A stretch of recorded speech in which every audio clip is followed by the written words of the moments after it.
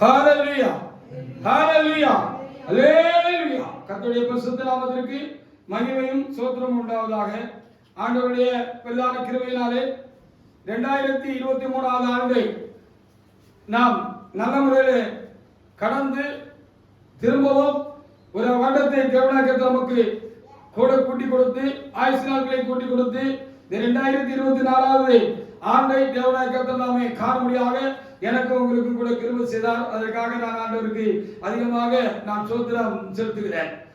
இந்த ஆண்டு பிறந்த பொழுது இந்த ஆண்டுக்காக நானும் ஊழியக்காரர் ஐயா அவர்களும் இங்கே கடந்து வந்து ஜெபித்த பொழுது ஆண்டவர் சில நல்ல வார்த்தைகளை தீர்க்க தரிசனமாக என்னுடைய இதயத்திலிருந்து பேச ஆரம்பித்தார். அதற்காக கூட நான் ஆண்டவருக்கு அதிகமாக நான் ஸ்தோத்திரம் செலுத்துகிறேன். இந்த ஆண்டு என்னுடைய ஆண்டு என்றும் என்னுடைய வல்லமை வெளிப்படும் என்றும் நான் ஜெபித்துக் கொண்டிருந்த பொழுது கர்த்தர் என் ஆத்மாவில் பேசினார். அதற்காக என் ஆண்டவருக்கு நான் அதிகமாக நான் ஸ்தோத்திரம் செலுத்துகிறேன். இந்த ஆண்டு உங்களுக்கு இளைப்பாறுதலின் ஆண்டாக இருக்கும் என்று ஆண்டவர் எனக்கு சொன்னார். அதற்காகவும் என் ஆண்டவருக்கு நான் அதிகமாக நான் ஸ்தோத்திரம் செலுத்துகிறேன். வெறும் கூட்டம் உன்னிடமாக சேரும் என்று ஆண்டவர் சொன்னார். அதற்காக என் ஆண்டவருக்கு நான் அதிகமாக நான் ஸ்தோத்திரம் செலுத்துகிறேன். திருச்சபையிலே காணப்படும் தீமைகளை வேறொருக்கிற ஆண்டாக அது இருக்கும் என்று சொல்லி ஆண்டவர் ஏற்கனவே நான் எப்படியாக இங்கே கடந்து வந்து ஆராதனைக்காக ஆயத்தப்பட்டுக் கொண்டிருக்கிற பொழுது கர்த்தருடைய வார்த்தைகள் உண்டாயிருந்தது. தொடர்ந்து 12ஆம் வேளையில புது வருடம் 2024 பிறந்த பொழுது இது நன்மையான ஆண்டா இருக்கும், நன்மையானவளை நீங்கள் காண்பீர்கள் என்றும் இன்னும் அநேக வார்த்தைகளோடு கூட என் தேவனாய் கர்த்தர் தாமே நம்மத்திலே இடைப்பட்டார். அவைகளுக்காக நான் தேவனாய் கர்த்தருக்கு நான் ஸ்தோத்திரம் செலுத்துகிறேன். இந்த நாளில கர்த்தருடைய ஆவியானவருடைய நடத்துதல் இன்னும் ஒரு மேலான ஒரு மேன்மையான ஒரு நிலைக்கு கடந்து போகிறதையும் அவரை பின்பற்றி அவர் ஆவியானவரோடு கூட சேர்ந்து அந்த ஆராதனையை கொண்டு செல்கிற ஒரு ஒரு விசேஷித்தமான ஒரு அனுபவமும் இந்த நாளில இன்னும் எனக்கு ஒரு காரியம் உண்டாயிருந்தது. அதற்காக நான் ஆண்டவருக்கு நான் ஸ்தோத்திரம் செலுத்துகிறேன். ஆண்டவரோடு கூட இசைந்திருந்து என் ஆத்மா இசைந்திருந்து அவரை நோக்கி பார்த்து என் ஆன்மாவுக்குள்ளே என் தேவனாய் கர்த்தரை அதிகமாக நோக்கி பார்த்து அவர் என்ன செய்கிறார் என்பதை பார்த்து அவர் செய்கிறதையும் அவர் சொல்லுகிறதையும் அவர் பேசுகிறதையும் கண்டு சொல்ல பேச செய்ய ஆராதனை நடத்த ஒரு விசேஷித்த ஒரு அனுபவத்தை தேவனாய் கர்த்தர் தாமே எனக்கு இந்த நாளில் கொடுத்தார். அதற்காக நான் என் தேவனாய் கர்த்தருக்கு அதிகமாக நான் நன்றி செலுத்துகிறேன். இப்படி கர்த்தர் இந்த ஆண்டு பிறக்கிற பொழுது நல்ல ஆவிக்குரிய அனுபவங்களையும் மேலான அனுபவங்களையும் கர்த்தருக்கு நமக்கும் உண்டாயிருக்கிற நெருக்கங்களையும் ஆழங்களையும் அறிந்து ஆண்டவருக்கு நன்றி செலுத்தத்தக்கதாக ஆண்டவராகிய தேவன் தாமே எனக்கு உங்களுக்கும் கூட இந்த ஆண்டுல கிருபை செய்து கொண்டிருக்கிறார். அதற்காக என் ஆண்டவருக்கு நான் ஸ்தோத்திரம் செலுத்துகிறேன். கடந்த வாரத்தில் அந்த நாட்களில் கடந்த ஞாயிற்றுக்கிழமைக்கு அதை முடிந்த ஞாயிற்றுக்கிழமைக்கு முந்தின ஞாயிற்றுக்கிழமையில இருந்து புது வருடம் பிறக்க போகிறது. இந்த புது வருடத்திற்கு ஆண்டவர் எனக்கு மாத்திரமல்ல உங்களுக்கு மாத்திரமல்ல முழங்குழி சபைக்கு மாத்திரமல்ல முழு திருச்சபைக்கும் என்ன வாக்கு வைத்திருக்கிறார் என்று அவரிடத்தில் கேட்க வேண்டியதோ காத்திருக்க வேண்டியதோ என் கடமை என்பதை நான் அதிகமாக உணர்ந்தபடினாலே என் ஆண்டவர் சமூகத்தில் நான் ஒவ்வொரு நாளும் விசேஷமாக இதற்கென்று நேரங்களை சபைகளை ஒதுக்கி மற்ற ஜபங்களும் காரியங்களும் ஒரு பக்கம் நடந்து கொண்டிருந்தாலும் இதற்காக நான் சபைகளை நேரங்களையும் நான் தேவ சமூகத்தில் ஒதுக்கி நான் இதற்காக நான் பல மணி நேரங்கள் ஒவ்வொரு நாளும் நான் காத்திருக்கும்படியாக என் தேவனாய் கர்த்தர் எனக்கு கிருபை அருளினார். ஏனென்று சொன்னால் மனுஷர் பேசுகிறதுனால் எந்த பிரயோஜனம் இல்லை என்று சொல்லி நான் அதிகமாக ஆவிக்குரிய அனுபவங்களில் உணர்ந்திருக்கிறேன். அதுவும் விசேஷமாக இப்படிப்பட்ட புத்தாண்டு நாட்களில வாக்குத்தத்தமான வார்த்தைகளை கர்த்தர் அருளி அவரே பேச வேண்டியது காரியமாக இருந்தபடினாலே அவருடைய சமூகத்தில் நான் காத்திருந்து அதற்காக நான் ஜெபித்துக் கொண்டிருந்தேன். அப்படி ஜெபிக்கிற பொழுது என்னை அறியாமல் அந்த கடைசி நிமிஷங்களிலே 2-3 நாட்களுக்கு முன்பாக நான் தேவ சமூகத்தில் ஒரு புதன்கிழமை வியாழக்கிழமை இருக்கும் என்று நினைக்கிறேன். நான் வீட்டில் இருந்து ஜெபம் பண்ணி கொண்டிருந்தேன். அப்படி நான் ஜெபம் கொண்டிருந்த பொழுது என்னை அறியாமலே என் மனம் இந்த ஆண்டில பின்னோக்கி நகர ஆரம்பித்தது. அதற்காக என் ஆண்டவருக்கு நான் அதிகமாக நான் சொத்திர செலுத்த கடமைப்பட்டிருக்கிறேன். பின்னோக்கி நகர்ந்த பொழுது இந்த ஆண்டுல அதிகமாக ஊழியத்துக்கு அடுத்த காரியத்திலும் ஆவிக்குரிய காரியத்திலும் நமக்கு அதிகமாக நெருக்கடிகள் உண்டாயிருந்ததை நான் அதிகமாக சிந்தித்து பார்க்க முடிந்தது.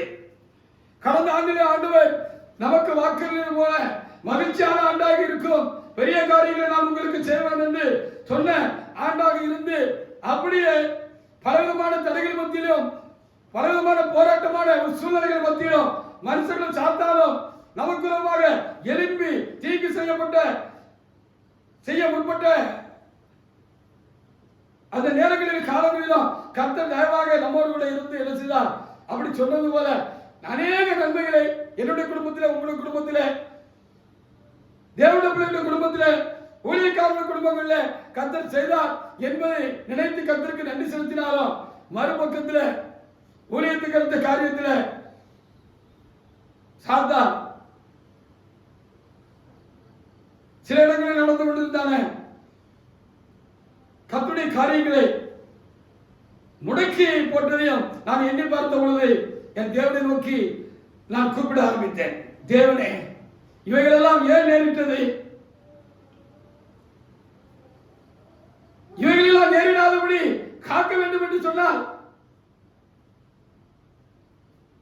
நாங்கள் மனிதர்களை அனுசரித்து போயிருந்தால், மனிதர்களுக்கு பின்னாலே நாங்கள் போயிருந்தால், மனிதனுடைய சொல்லுக்கு, அவர்களுடைய ஆலோசனைகளுக்கு, அவர்களுடைய சுயமான ஆலோசனைகளுக்கு, மாம்சத்தின் ஆலோசனைகளுக்கு நாங்கள் செவி கொடுத்திருந்திருப்போம் என்று சொன்னால் இவர்கள் எல்லாம் ஒருவேளை முடங்கி போயிருக்காது.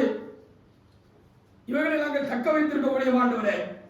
ஆனால் நாங்கள் அப்படி செய்ய ஒருபோதும் நாங்கள் சம்மதிக்கவில்லை ஆண்டவரே. அப்படி நாங்கள் செய்திருப்போம் என்று சொன்னால் அவர்களை காப்பாற்ற வேண்டும் என்பதற்காக நாங்கள் அவர்கள் சொன்ன காரியங்களை நாங்கள் செய்திருப்போம் என்று சொன்னால் அது உமக்கு முன்பாக பாவமாய் இருக்கும் ஆண்டவரே. அதை நாங்கள் எப்படி செய்ய முடியும்? அதனால் நாங்கள் அதை செய்யவில்லை. இவைகளெல்லாம் உங்களுடைய நாமத்தின் நிமித்தம் உண்டான இழப்புகளாக ஒரு பக்கத்தில் இந்த ஆண்டில் இருக்கிறது என்று சொல்லி என் தேவனை நோக்கி நான் ஜெபித்துக் கொண்டிருந்தேன். பிரசங்கத்துக்காகவும் ஜெபித்துக் கொண்டிருந்த பொழுதுதான் இப்படி என் மனம் பின்னோக்கி போனது. ஆண்டு செய்த நன்மைகளை நினைவு கூற முடிந்தது.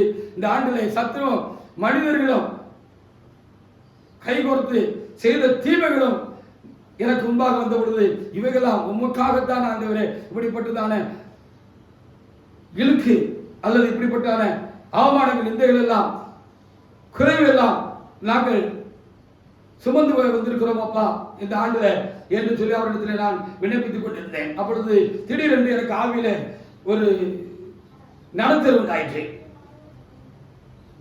வேதத்தை எடுத்து வாசிக்க வேண்டும் என்று சொல்லி எனக்கு ஒரு நடத்தல் உண்டாயிற்று. அதற்காக என் ஆண்டவருக்கு நான் ஸ்தோத்திரம் செலுத்துகிறேன். அப்பொழுது அந்த உணர்வு எனக்குள்ளாக தேவ ஆவியினால் உண்டானபடினால நான் வேதத்தை எடுத்து வாசிக்க ஆரம்பித்தேன். அப்படி நான் வாசித்து கடந்து கொண்டிருந்த பொழுது இந்த பகுதிக்கு நான் வந்தேன். அதற்காக என் தேவனாய கர்த்தருக்கு நான் ஸ்தோத்திரம் செலுத்துகிறேன். ஆதியாகமம் 32ஆம் அதிகாரத்தில் 28வது வசனத்தை நான் வந்து நான் நின்றேன். அதற்காக என் தேவனாய கர்த்தருக்கு நான் ஸ்தோத்திரம் செலுத்துகிறேன். எடுத்தவர்கள் வாசிக்கலாம். ஆதியாகமம் 32ஆம் அதிகாரத்தில் 28வது வசனத்தை ஒரு தேவனுடைய பிள்ளை எடுத்து வாசிக்கலாம்.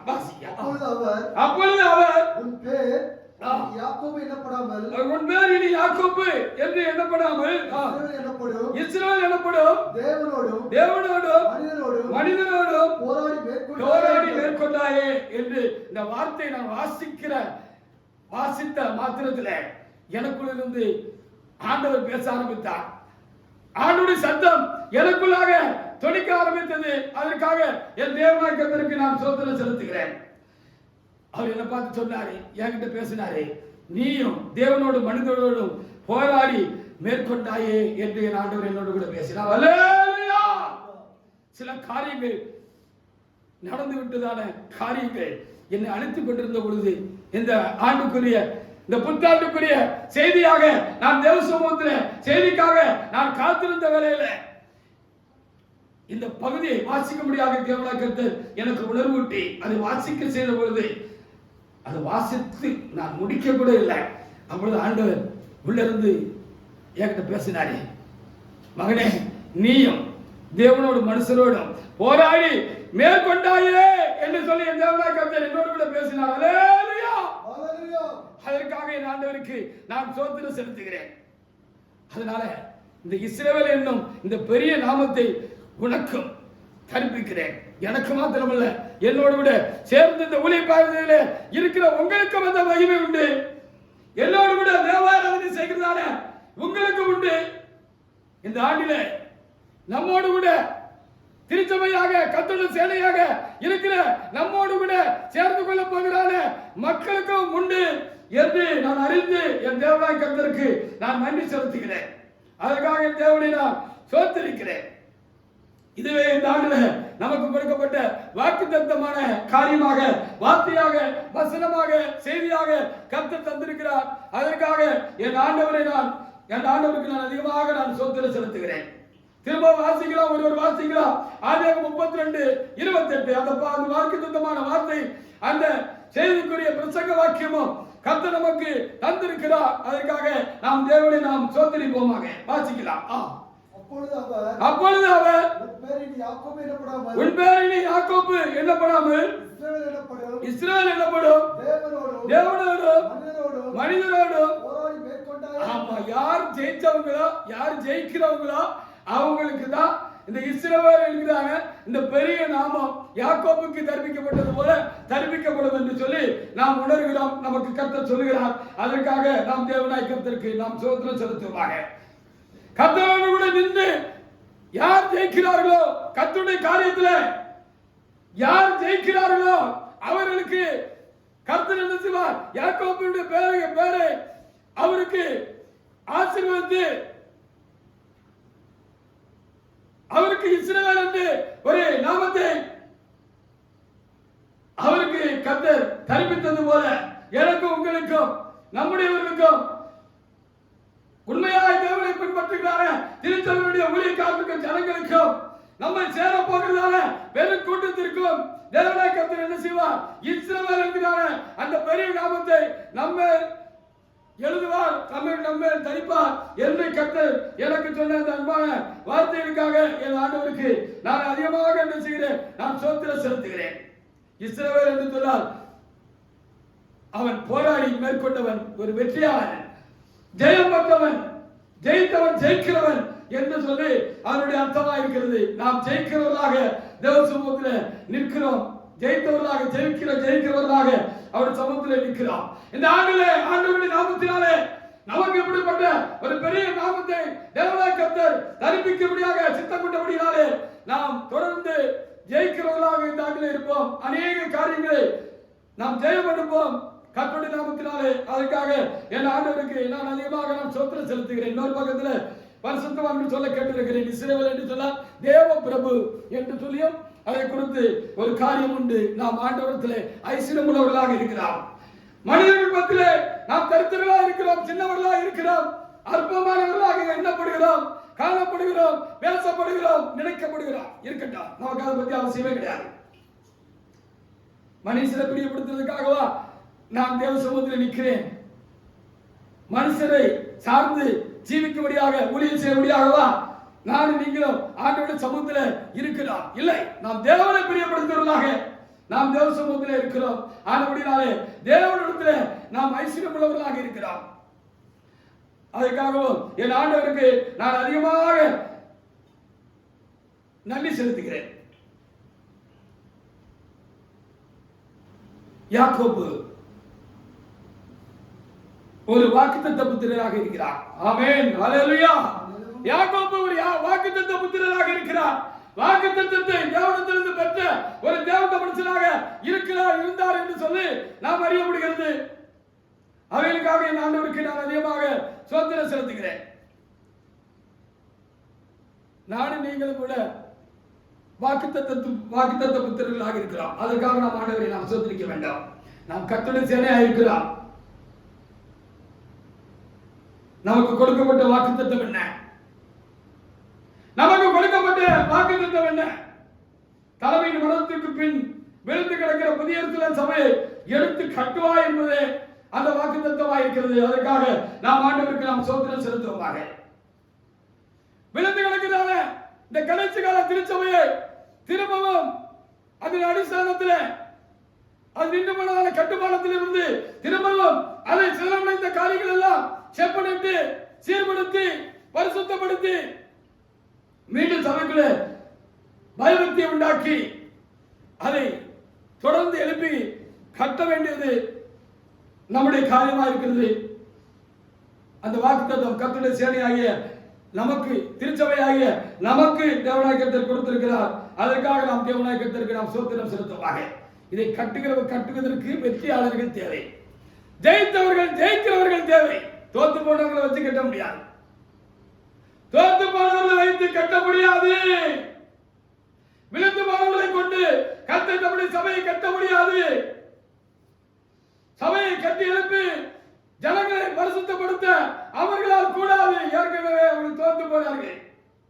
ஆனபடியால் தேவனாகிய கர்த்தர் இந்த ஆண்டிலே மிகுந்த வருத்தமான மனநிலையோடு கூட 23 பின்னோக்கி பார்த்து இதெல்லாம் உமக்காக நாங்கள் அனுபவிக்கிற காரியங்களப்பா, இந்த தீமைகள் எல்லாம் இந்த ஊழிய காரியங்கள் என்று சொல்லி இதெல்லாம் உமக்காக தான் நாங்க அனுபவிக்கிறோம்.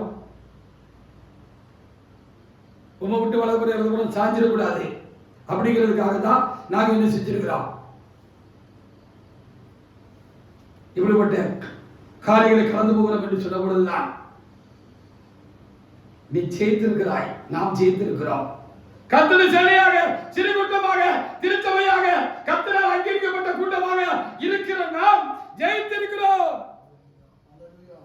தேவனோடு மனுஷனோடு மாத்திரமல்ல சாத்தானோடு நாம் போர் செய்து ஜெயித்து இந்த புத்தாண்டுக்குள்ளே கடந்து வந்திருக்கிறபடினால இஸ்ரவேல் என்னும் அந்த பெரிய நாமம் உனக்கும் தரிப்பிக்கிறேன், உங்களுக்கும் தரிப்பிக்கிறேன், அது உங்களுக்கு பொருந்தும் என்று சொல்லி ஆண்டவர் நமக்கு சொல்லியிருக்கிற இந்த அன்பிற்காக என் ஆண்டவருக்கு நான் அதிகமாக நான் ஸ்தோத்திரம் செலுத்துகிறேன்.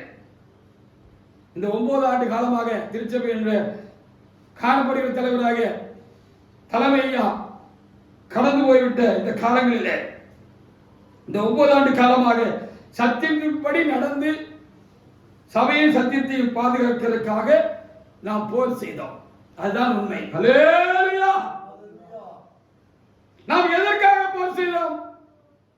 மனிதர்களோடு போர் செய்தோம், சாத்தானோடு கூட போர் செய்தோம், எதிரியாக வந்த சூழ்நிலைகளோடு நாம் போர் செய்தோம். எதற்காக போர் செய்தோம்? எப்படின்னு பார்த்தா ஐயா போயிட்டாங்க,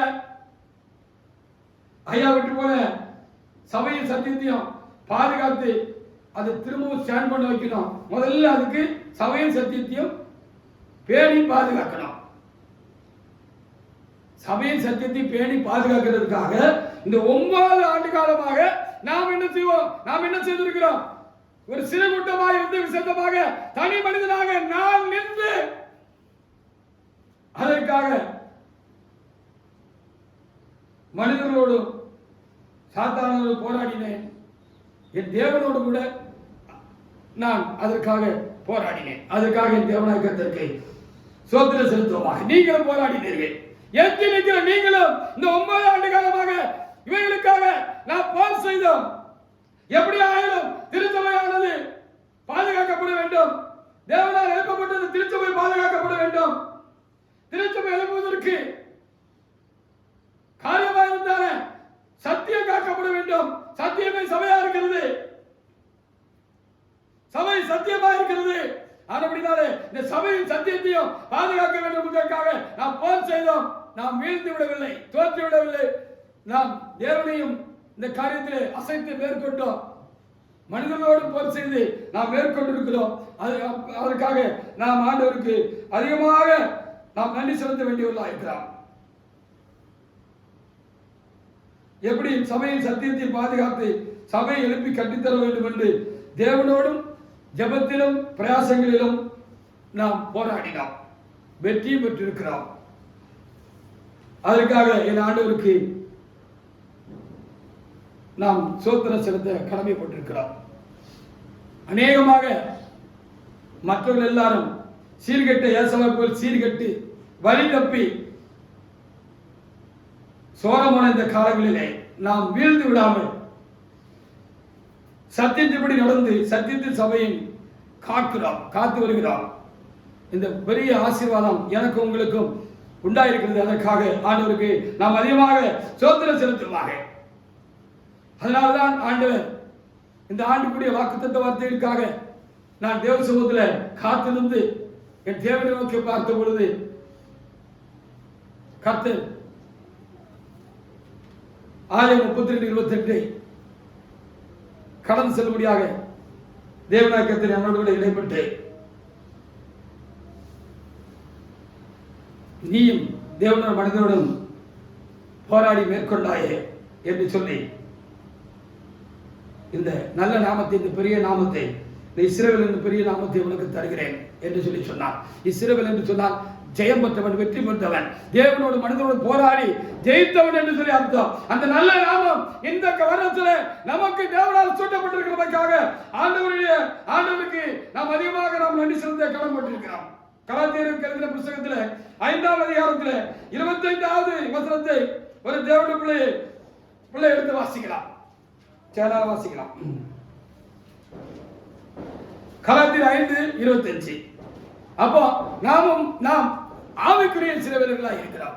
நாம் மாம்சத்தின்படி இஸ்ரவேலர்கள் அல்ல.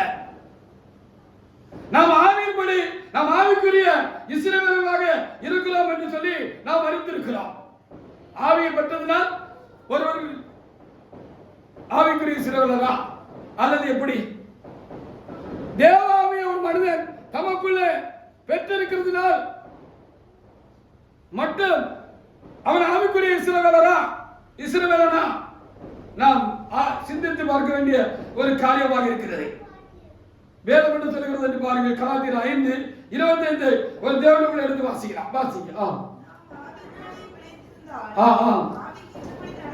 நாம் ஆவியினால் பிழைத்திருந்தால் நாம் ஆவியின்படியே நடக்கவும் கடவோம் என்று சொல்லப்பட்டது. அப்போ ஆவியை பெற்றதனால மாத்திரம் நாம் ஆவிக்குரிய இஸ்ரவேலர் அல்ல, வெற்றியாளர் இல்லை. எப்பொழுது நாம் இஸ்ரவேலர், எப்பொழுது நாம் ஆவிக்குரிய இஸ்ரவேலர், நாம் வெற்றியாளர் என்று சொல்லி நாம் எண்ணி பார்க்கிற பொழுது ஆவியின்படி நடந்து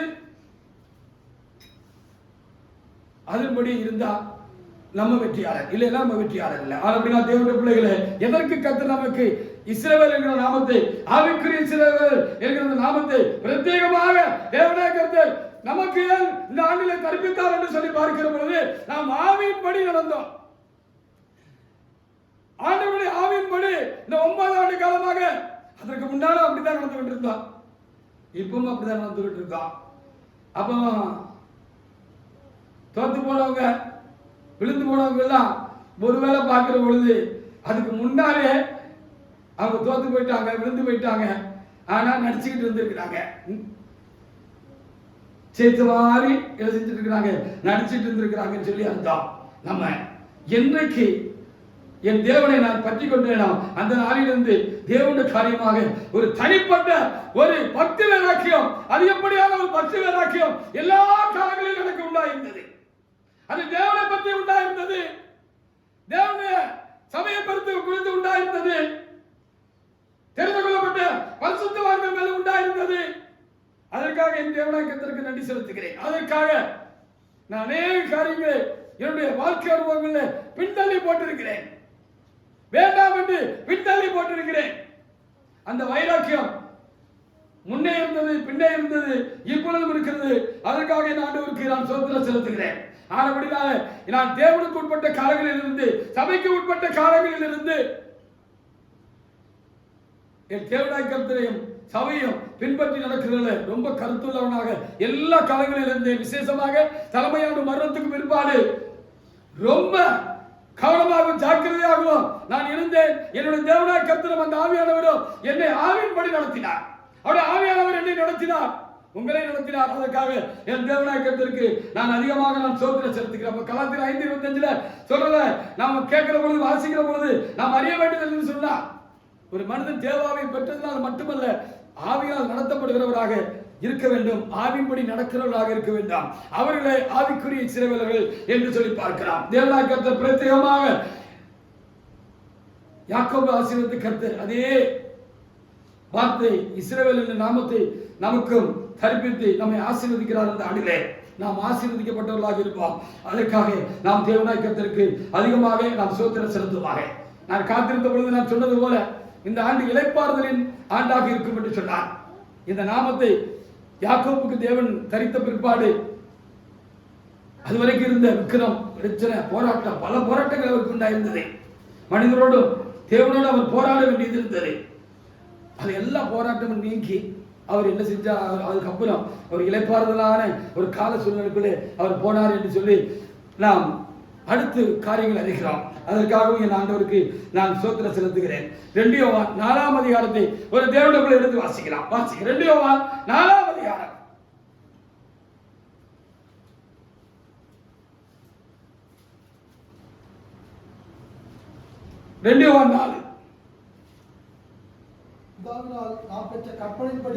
பிதாவினால் நாம் பெற்ற கற்பனையின்படியே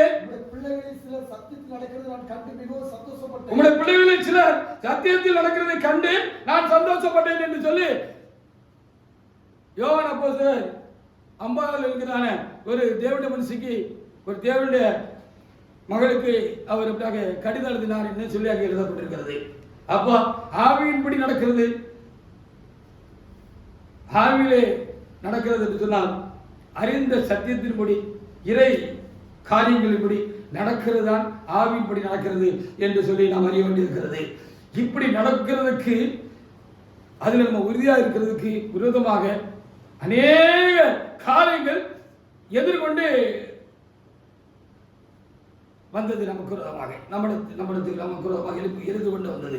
இந்த எதிர்கொண்ட இந்த காரியங்கள் எல்லாம் தேவனாகிய கர்த்தருடைய துணையோடு பலத்தோடு நாம் என்ன செய்திருக்கிறோம்? முறிய அடித்திருக்கிறோம். ஹல்லேலூயா! இச்சகமான வார்த்தைகள் பேசினவர்கள் உண்டு, கடன் சொற்களை பிரயோகித்தவர்கள் உண்டு, கடுமையாக நம்மிடத்தில் எதிர்த்து நின்றவர்கள் உண்டு. அப்படிப்பட்ட எல்லா கால சூழ்நிலையிலும் நாம் என்ன செய்திருக்கிறோம்? சத்தியத்தின்படி நடப்பதற்கு நாம் என்ன செய்திருக்கிறோம்? நாம் போராட வேண்டியதாக இருந்தது. நாம் வெற்றி அடைந்திருக்கிறோம். அதனால் கர்த்தர் நமக்கு என்ன சொல்கிறார்? கர்த்தருடைய சேனையாய் சபையாய் புதிய சபையாய் இருக்கிற நமக்கு தேவனாகிய கர்த்தர் இஸ்ரவேல் என்னும் அந்த பெரிய நாமத்தை நமக்கு தெரிவித்திருக்கிறார். நாம் ஆசீர்வதிக்கப்பட்டவர்கள் என்று சொல்லி நாம் பார்க்கிறோம். இனி ஒரு இளைப்பாறுதல் காலம் நமக்கும் சபைக்கும் தேவனுடைய ஜனங்களுக்கும் முன்கரிக்கப்பட்டவர்களுக்கும் தெரிந்து கொள்ளப்பட்டவர்களுக்கும் தேவனால் உண்டாகும் என்று சொல்லி நான் ஆவியில உணர்கிறேன். அதற்காக என் தேவனாகிய கர்த்தருக்கு நான் ஸ்தோத்திரம் செலுத்துகிறேன். 1 தீமோத்தேயு 3ஆம் அதிகாரத்தில் 15வது வசனத்தை தேவனுடைய எடுத்து வாசிங்க. 1 தீமோத்தேயு 3:15. அறியும்படி இவைகளை உனக்கு எழுதுகிறேன். அந்த வீடு தேவனுடைய சபையாய் சத்தியத்துக்கு தூணும் ஆதாரமாக இருக்கிறது. அது சத்தியத்துக்கு என்ன செய்கிறது? தூணும் ஆதாரமாக இருக்கிறது என்று சொல்லி அங்கே பவுலடியார் தம்முடைய சீசனாகிய தீமோத்தேயுக்கு கடிதம் போட்டார், கடிதாசி போட்டார்னு அங்கே எழுதி வச்சுக்கப்பட்டிருக்கிறது. அதுக்காக நாம் தேவனாகிய கர்த்தருக்கு நன்றி செலுத்துவாங்க. அப்ப சபை எதுக்கு? ஒரு தேவ சபை எதற்கு என்று சொல்லி தெளிவாக இங்கு நாம் எழுதப்பட்டிருக்கிறது. ஜனங்களை ஆவின்படி நடத்தவும் சத்தியத்தின்படி நடத்தவும் ஒருவருக்கு, ஒரு மனிதனுக்கு, தேவனுடைய ஜனங்களுக்கு ஒரு நல்ல சபை, தேவனுடைய சபை தேவையா இருக்கிறது. அது முதல்ல சரியான சபையா இருக்கணும். அது சத்தியத்தை தாங்கி இருக்கிற சபையா இருக்கலாம். அந்த சபை தான் என்ன செய்யும்? ஜனங்களை ஆவியின்படி நடத்தும், சத்தியத்தின்படி நடத்தும் அப்படின்னு சொல்லி நம்ம அறிய வேண்டியதாக இருக்கிறது. அல்லேலூயா! அப்ப அந்த நல்ல சபை தான் என்ன செய்யும்? ஜனங்களை ஆவியின்படி நடத்தும், சத்தியத்தின்படி நடத்தும். அப்ப ஆவியின்படி சத்தியத்தின்படி எந்த ஒரு மனிதன் நடக்கிறானோ அவன் தான் என்ன செய்ய முடியும்? பரலோகத்துக்கு போக முடியும் என்று சொல்லி நாம் அறிந்திருக்கிறோம்.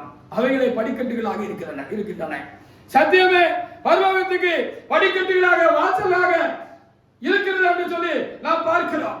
அந்த படிக்கட்டின் வழியாகத்தான் அந்த சத்தியம், முழு சத்தியமும் எந்த சபையில உண்டாயிருக்கிறதோ அந்த சபைதான், அந்த சபையில இருக்கிறவர்கள் தான்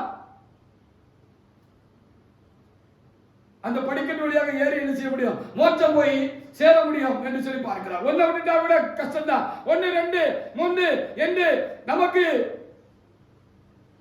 சாதகமா இல்லை என்று சொல்லி சில சத்தியங்களை நாம் பிடிக்க இருந்து விடுவோம் என்று சொன்னால், படிக்கட்டுகளை நாம் தகர்த்து போட்டு விடுவோம் என்று சொன்னால், சத்தியமாக இந்த படிக்கட்டுகளை நாம் தகர்த்து போட்டு விடுவோம் என்று சொன்னால் தாவி குடிச்சு ஒன்றும் பரலோகம் போக முடியாது.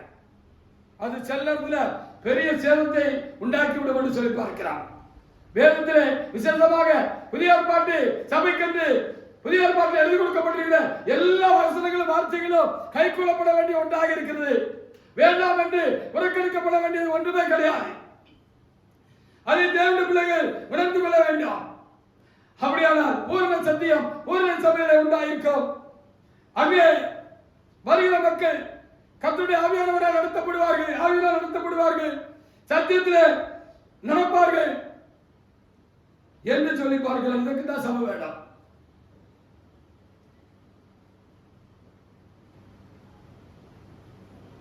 இந்த சபையை நடத்துறதுக்கு முதல்ல பூர்ணமா கர்த்தருக்கு தங்களை ஒப்பு கொடுத்து வேண்டாம். சபை எழுப்பிவிட்டது 8/8/1968 தேவநாய கர்த்தர் இந்த புதிய சபையின் தலைவராக இருந்து நம்மத்திலே 46 ஆண்டுகள் ஊழியம் செய்து கலந்து கொண்டான என் லாசரியாவுக்கு தேவநாய கர்த்தர் தாமே, கர்த்தராக இயேசு கிறிஸ்து தாமே நேரடியாக தரிசனமாகி ஆதி திருச்சபை எழுப்பும்படியாக நான் உன்னை தெரிந்து கொண்டேன். அதற்குரிய அசிவார உபதேசங்களையும் எல்லா காரியங்களையும் நான் உனக்கு தருகிறேன். நீ என்னுடைய சபையை கட்டு என்று கர்த்தர் நாம கட்டளை கொடுத்த பொழுது அவர்கள் வேண்டாம்ப்பா வேற யாராவது வச்சு கட்டுங்க, நான் அப்படி சுவிசேஷகனாக சுவிசேஷம் சொல்லிட்டே போறேன்னு சொல்லி மறுத்தாலும் ஆண்டவர் என்ன செய்யல விடல. அவரை தெரிந்து கொண்டபடினாலே இல்லை, நீதான் சபையை கட்ட வேண்டும் என்று சொல்லி அவருக்கு திட்டமான ஆலோசனை சொல்லும் பொழுது அவர் ஏற்றுக்கொண்டு ஆண்டவரிடத்திலிருந்து சகல காரியங்களையும் உபதேசங்களையும் சட்டத்திட்டங்களையும் சத்தியங்களையும் மனிதர்களை தேவனோடு கூட்டி சேர்க்கிற காரியங்களையும் அவர்களை பரிசுத்தப்படுத்துகிற காரியங்களையும் சபை நடத்துகிற காரியங்களையும் தேவாராதனை செய்கிற காரியங்களையும் எல்லா காரியங்களையும் தேவனிடத்திலிருந்து நேரடியாக ஆகிய அப்போஸ்தலர்கள் ஆலோசனை பெற்றுக் கொண்டது போல, கட்டளை பெற்றுக் கொண்டது போல, அதிகாரம் பெற்றுக் கொண்டது போல, கட்டளை பெற்று அதிகாரம் பெற்று சபை அனுப்பி 46 ஆண்டு காலங்கள் கர்த்தரோடு கூட இருந்து கர்த்தருடைய முன்னிலையிலே சபையை கட்டினார்கள். அவர்கள் இல்லை என்று சொல்லி நாம் இப்பொழுது அறிந்திருக்கிறோம். அப்போ சத்தியத்தின்படி ஒரு மனுஷன் நடந்தாதா, ஒரு மனுஷன் நடந்தாதா, ஆவின்படி நடந்தாதா மோட்சம் போய் சேர முடியும். அதுக்கு ஒரு நல்ல சபை வேணும். அந்த நல்ல சபை இப்ப இருக்கு, புதிய சில சபையா இருக்கு. இப்போ அத எழுப்பப்பட்ட சபையை நடத்திட்டு போறதுக்கு முதல்ல அதுபடி நடக்கிறவங்க இப்ப வேணும். அப்படி நடக்கிறவங்க தான் அவங்க நடந்து மற்றவங்களையும் நடத்தி கொண்டு போக முடியாது. இல்ல குருடருக்கு வழிகாட்டுற குருடனை போல பாதாளத்திலே படுகொலியிலே விழுந்து தாங்களும் அழிந்து ஜனங்களை இவர்கள் அழித்து விடுவார்கள். அப்படினாலே அந்த மேலான பொறுப்பு கர்த்தருடைய சேனைக்கு தலைவனை மரணத்துக்கு விற்பாரு கையளிக்கப்பட்டிருக்கிறது. நாம் கர்த்தருடைய சேனையாக இருக்கிறோம், சபையாக இருக்கிறோம். சபை சேனையாக எழுப்புகிற காலமாக இருக்கிறது. நாம் போர்க்குணமுள்ளவர்களாக இருக்கிறோம்.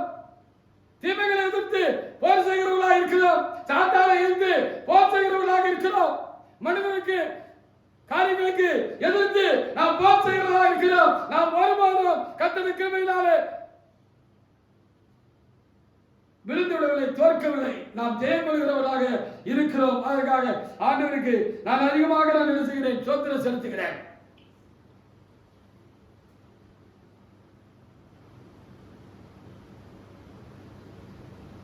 பிலிப்பியர் 3:18 தலைமைக்கு பின் சபையை கட்டுகிறோம். நாங்கள் தான் சபை என்றவரெல்லாம் சத்தியத்தின்படி நடக்கவும் இல்லை, நீதி நியாயங்களை செய்யவும் இல்லை. நாம தெளிவாக இருக்க வேண்டும். இந்த பிரசங்கத்தை கேட்கிறான தேவ ஜனமே, விசேஷமாக திருச்சபை ஜனங்களே, உண்மையுள்ள ஊழியக்காரர்களே, நீங்கள் சற்று நிதானித்து பாருங்கள். இந்த 9 ஆண்டு காலமாக சபையில என்ன நடந்து கொண்டிருக்கிறது? இந்த சத்தியமுள்ள சபையில என்ன நடந்து கொண்டிருக்கிறது? நான் இப்பொழுது சொன்னது போல நாங்கள் தான் சபையை கட்டுகிறோம். நாங்கள் தான் தெரிந்து கொள்ளப்பட்டவர்கள். நாங்கள் தான் பெரிய பரிசுத்தவான்கள். எங்களோடு கூட தான் தேவன் இருக்கிறார். நாங்கள் தான் சபை என்று சொன்னவர்களுடைய காரியங்கள் எல்லாம் என்ன என்று நீங்க கொஞ்சம் நிதானிச்சு பாருங்க. சத்தியத்தில் கூட நடத்தணும். முதல்ல நீதி நியாயங்களை செய்கிறவங்களா இருக்கணும். ஆவியின்படி நடத்துறவங்களா இருக்கணும். ஆவியானவர் அவர்களை நடத்தணும், மனுஷங்க நடத்தக்கூடாது.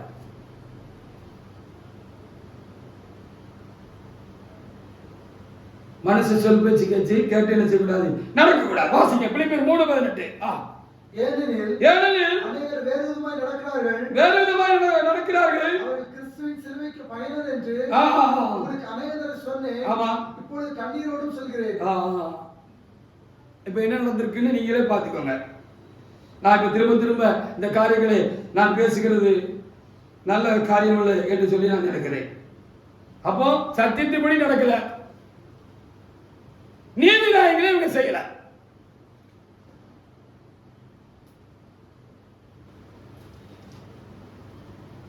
இதோ நான் தேவனுக்கு அடிமை என்று மரியாதை சொன்னாங்க. அப்ப மனிதர்களுக்கு அடிமைப்பட்டு மனிதனுக்கு பின்னால போறவங்க தலைவர்களா இருக்கிறோம் என்று சொல்லுகிறவர்கள், அப்போஸ்தலர்கள் என்று சொல்லிக் கொள்கிறவர்கள், அவங்கிட்ட போய் ஒரு தேவனுடைய பிள்ளை, ஐயா என்னுடைய காரியம் எப்படி இருக்கியா, நீங்க இதுக்கு ஒரு வழிகாட்டணியா ஆலோசனை சொல்லணும்னா அது நான் ஒன்றும் செய்ய முடியாது சிஸ்டர் பிரதர், அது கமிட்டியில தான் அதை நீங்க சொல்லலாம். இல்லைன்னா கமிட்டியில சொல்லுதேன், கமிட்டி என்ன சொல்லுதோ அப்படித்தான் செய்ய முடியும், நான் ஒன்றும் செய்ய முடியாதுன்னு ஒரு தலைவர் சொல்லுதாருன்னா அந்த தலைவர் தேவனுக்கு அடிமையா, மனுஷனுக்கு அடிமையா, கமிட்டிக்கு அடிமையா? இவர்கள் எப்படி தேவனுடைய சபையை கட்டுவார்கள்?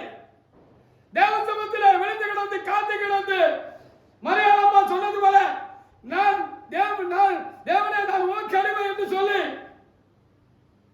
அவருடைய சமூகத்தில் இருந்து ஆலோசனைகளை பெற்று ஜனங்களுக்கு ஆலோசனை சொல்லி ஜனங்களை தூக்கிவிட்டு நிலைநிறுத்தி பரிசுத்தப்படுத்தி அவருடைய காத்து ரட்சிக்க வேண்டிய பொறுப்பு ஒரு ஆவிக்குரிய தலைவருக்கு உண்டு.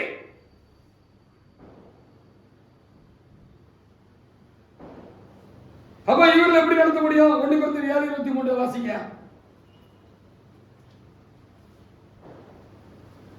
மனுஷர்களுக்கு அடிமையா இருந்துட்டு நாம் எப்படி தேவ சித்தம் செய்ய முடியும்? தேவ சபை எப்படி நாம் கட்ட முடியும்? மனுஷாலனுக்கு ஆலோசனைக்கு எங்க தேவ சமூகத்தில் இடம் இருக்கிறது?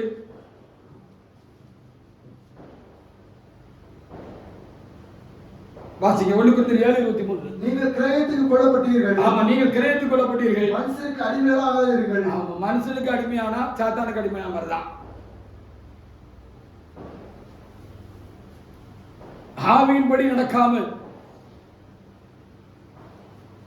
மாம்சத்தின்படி நடக்கிற மனுஷருடைய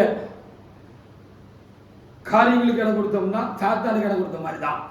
சாத்தான் என்னைக்கு நல்ல ஆலோசனை சொல்லுவான், என்னைக்கு மக்களை பயபக்தி அடைவதற்கும் பரிசுத்தமாக்குவதற்கும் நிலைநிறுத்துவதற்கும் சபையை எழுப்பி கட்டுகிறதற்கும் சபையை பரிசுத்தமாய் காப்பதற்கும் சத்தியத்தை காப்பதற்கும் தேவனுடைய காரியங்களை ஆவியில் அறிந்து தேவாவின் பலத்தோடு கூட அவைகளை நடைமுறைப்படுத்துவதற்கும்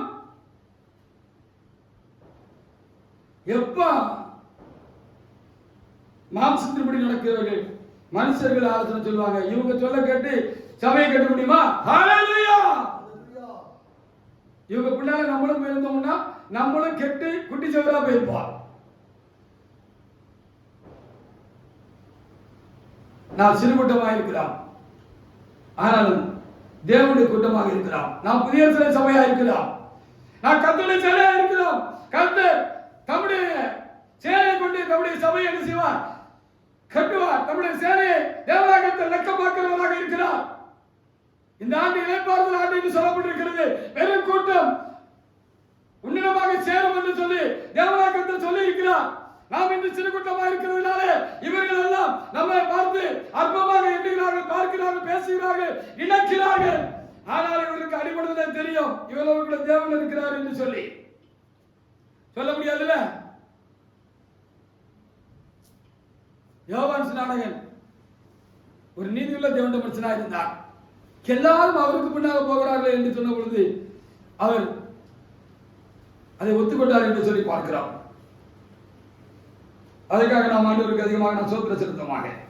இப்ப மனுஷனுக்கு அடிமையா இருந்துட்டு நம்ம என்ன செய்ய முடியாது? தேவனுடைய சபை கட்ட முடியாது. நாங்கள் மனுஷனுக்கு அடிமை அல்ல, சாத்தானுக்கு நாங்கள் அடிமை அல்ல, எங்கள் தேவனுக்கே நாங்கள் அடிமையாக இருக்கிறோம்.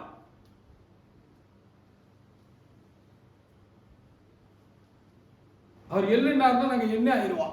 அப்படித்தான் நாங்கள் கடந்து வந்திருக்கிறோம். அதனாலதான் என் தேவனாய் கர்த்தர் என்னையும் என்னோடு சார்ந்து இருக்கிறான இந்த கூட்டத்தையும் பார்த்து, இந்த கர்த்தருடைய சேனையை பார்த்து, இந்த கர்த்தருடைய சபையை பார்த்து, சபையா இருக்கிறதான இந்த கர்த்தருடைய சேனையை பார்த்து, என்னையும் ஒவ்வொருவரையும் பார்த்து என் தேவனாய் கர்த்தர் சொல்லுகிற காரியம் என்னவென்று சொன்னால், நீ மனுஷனோடும் தேவனோடும் போராடி மேற்கொண்டாயே, இஸ்ரவேல் என்னும் அந்த பெரிய நாமத்தை நான் உனக்கு தரிப்பிக்கிறேன் என்று அவர் சொல்லுகிறார். நாம் ஆசீர்வதிக்கப்பட்டவர்களாக இருக்கிறோம். நம் மூலமாக சபை ஆசீர்வதிக்கப்படும், ஜனங்கள் ஆசீர்வதிக்கப்படுவார்கள், முழு உலகமும் ஆசீர்வதிக்கப்படும். அது தேவனுடைய சித்தமாக இருக்கிறது. யாக்கோபு வாக்குத்தத்த புத்திரனாக இருந்த போல நாமும் வாக்குத்தத்த புத்திரனாக இருக்கிறோம். ஆவிக்குரிய சிறவாக தேவனால் நாம் அங்கீகரிக்கப்பட்டிருக்கிறோம், நாமும் தெரிவிக்கப்பட்டிருக்கிறோம். அதற்காக என் தேவனாய் கர்த்தருக்கு நான் நன்றி செலுத்துகிறேன். அப்போ சத்தியத்தின்படி நடக்காதவர்களும் நீதி நியாயங்களை செய்யாதவர்களும் ஒரு காலம் என்ன செய்ய முடியாது? தேவனுடைய வேலையை செய்ய முடியாது. கர்த்தருடைய சபையை கெட்ட முடியாது. நாம் கெட்ட முடியாத தேவனால் தெரிந்து கொள்ளப்பட்டவர்களாக இருக்கிறோம். நாம் தெரிந்து கொள்ளப்பட்டவர்கள், நாம் வாக்குத்தத்த புத்தர்கள். கர்த்தர் இந்த ஆண்டில் தம்முடைய வேலையை தீவிரப்படுத்துவார். அதற்காக நாம் ஆண்டவருக்கு நாம் என்ன செய்யணும்? அதிகமாக நாம் சோத்திரம் செலுத்த வேண்டியதாக இருக்கிறோம். சங்கீத புத்தகத்தில் 18ஆம் அதிகாரத்திலிருந்து 18ஆம் அதிகாரத்தில் 21 முதல் 23 வசனங்களை கூட வாசிக்கலாம். நாம் ஒருபோதும் நம்முடைய தேவனுக்கு நாம் துரோகம் செய்யவில்லை. கர்த்தருடைய வழிகளை கைக்கொண்டு வந்தேன். நான் கர்த்தருடைய வழிகளை கைக்கொண்டு வந்தேன். நான் என் தேவனுக்கு துரோகம் பண்ணினதில்லை. என் தேவனுக்கு நான் ஒரு நாள் துரோகம் பண்ணினதில்லை. அவருடைய நியாயங்கள் எல்லாம் முன்பாக நிறுத்தினேன். எனக்கு முன்பாக நிறுத்தினேன். அவருடைய பிரமாணங்களை நான் தள்ளி போடவில்லை. அவருக்கு முன்பாக நான் மன உண்மையாக இருந்து என் துர்க்குணத்துக்கு என்னை விலக்கி காத்துக்கொண்டேன். துர்க்குணத்துக்கு என்னை விலக்கி என்ன செய்து கொண்டேன்? காத்துக்கொண்டேன். வாசிக்கலாம். ஆகையால் கர்த்தர் நீதிக்கும் தம்முடைய கண்களுக்கு முன்பாக என் கைகளின் சுத்தத்திற்கு தக்கதாக எனக்கு பலனளிப்பார் என்று வேதத்திலே சொல்லப்பட்டிருக்கிறது. அதற்காக நாம் தேவனாய் கர்த்தருக்கு நாம் சோத்திரம் செலுத்துவோமாக. எல்லா காலங்களிலும் எந்த ஒரு இக்கட்டான நெருக்கடியான காலங்களாக இருந்தாலும் நாம் செய்கிற காரியம் கர்த்தருடைய சேனையார் சிறுகுட்டமாய் இருக்கிற நாம் செய்கிற காரியம், நான் செய்கிற காரியம் என்ன என்று சொல்லி பார்க்கிற பொழுது, இது கர்த்தருடைய சித்தத்துக்கு உட்பட்டதா? இது வேத வசனத்துக்கு உட்பட்டதா? நான் கற்றுக்கொண்டதான காரியங்களுக்கு உட்பட்டதா? இது சரிதானா? இதன்படி செய்தா கர்த்தர் சந்தோஷப்படுவாரா? அல்லது இது தப்பாய் விடுமா, பாவமாய் விடுமா என்று மிகுந்த கவனத்தோடு கூட ஒவ்வொரு அடியும் எடுத்து வைத்து, எவ்வளவு நெருக்கமான காலங்களானாலும் அவசரப்பட்டு ஆத்திரப்பட்டு தேவ திட்டத்துக்கும் சித்தத்துக்கும் சத்தியத்துக்கும் மாறாக எந்த ஒரு காரியத்தை நடப்பித்து விடாதபடிக்கு, அதனால் என்ன பாதிப்பு ஏற்பட்டாலும் அது ஏற்றுக்கொண்டோமே தவிர சத்தியத்துக்கு மாறா, தேவ சித்தத்துக்கு மாறா ஒரு நாளும் கிஞ்சத்தும் கண்ணை முடிக்கிற சமயத்துக்கு கூட நாம் என்ன செய்யல, நாம் இடம் கொடுக்கல. அதனாலதான் நாம் வெற்றியாளர்கள். ஏன் நமக்கு இசைவாளர்கள் நாமம் தேவன் தருப்புகிறார் என்று சொன்னார். நாம் வெற்றியாளர்களாக இருந்தோம். நாம் தேவனோடு மனுஷனோடு போராடி நாம் என்ன செய்தோம்? மேற்கொண்டோம். அதனால் நாம் வெற்றியாளர்கள் ஆனபடினாலே நாம் இஸ்ரவேல் என்று நமக்கு நாமம் கற்பிக்கப்பட்டிருக்கிறது. வெற்றி அடைந்திருக்கிறோம், வெற்றி அடைவோம். தேவனுடைய நாமத்தினாலும் அவருடைய பலத்தினாலும் நாங்கள் தொடர்ந்து வெற்றி அடைய வேண்டிய காரியங்களை வெற்றி அடைவோம், ஜெயிப்போம் என்று கர்த்தர் நமக்கு நல்ல ஆலோசனை தருகிறமைக்காக நாம் தேவனாய கர்த்தருக்கு நன்றி செலுத்துமாக. 2 சாமுவேல் 8ஆம் அதிகாரத்திலே 15வது வசனத்தை ஒரு தேவனுடைய எடுத்து வாசிக்கலாம். 2 சாமுவேல் 8:15. இப்படியே தாவீது இஸ்ரவேல் அனைத்தின் மேலும் ராஜாவாய் இருந்தான். அவன் தன்னுடைய எல்லா ஜனத்திற்கும் நியாயமும் நீதியும் செய்தான். நியாயம் நீதியும் உங்ககிட்ட இல்லைன்னா அது கர்த்தருடைய சபையா? கர்த்தருடைய சபையில நியாய நீதி இருக்காதா? வலியவனுக்கு ஒண்ணு, எளியவனுக்கு ஒண்ணா, பணக்காரனுக்கு ஒண்ணு, ஏழைக்கு ஒண்ணா, படிச்சவனுக்கு ஒண்ணு, பாமரனுக்கு ஒண்ணா, பலவானுக்கு ஒண்ணு, பலவீனனுக்கு ஒண்ணா?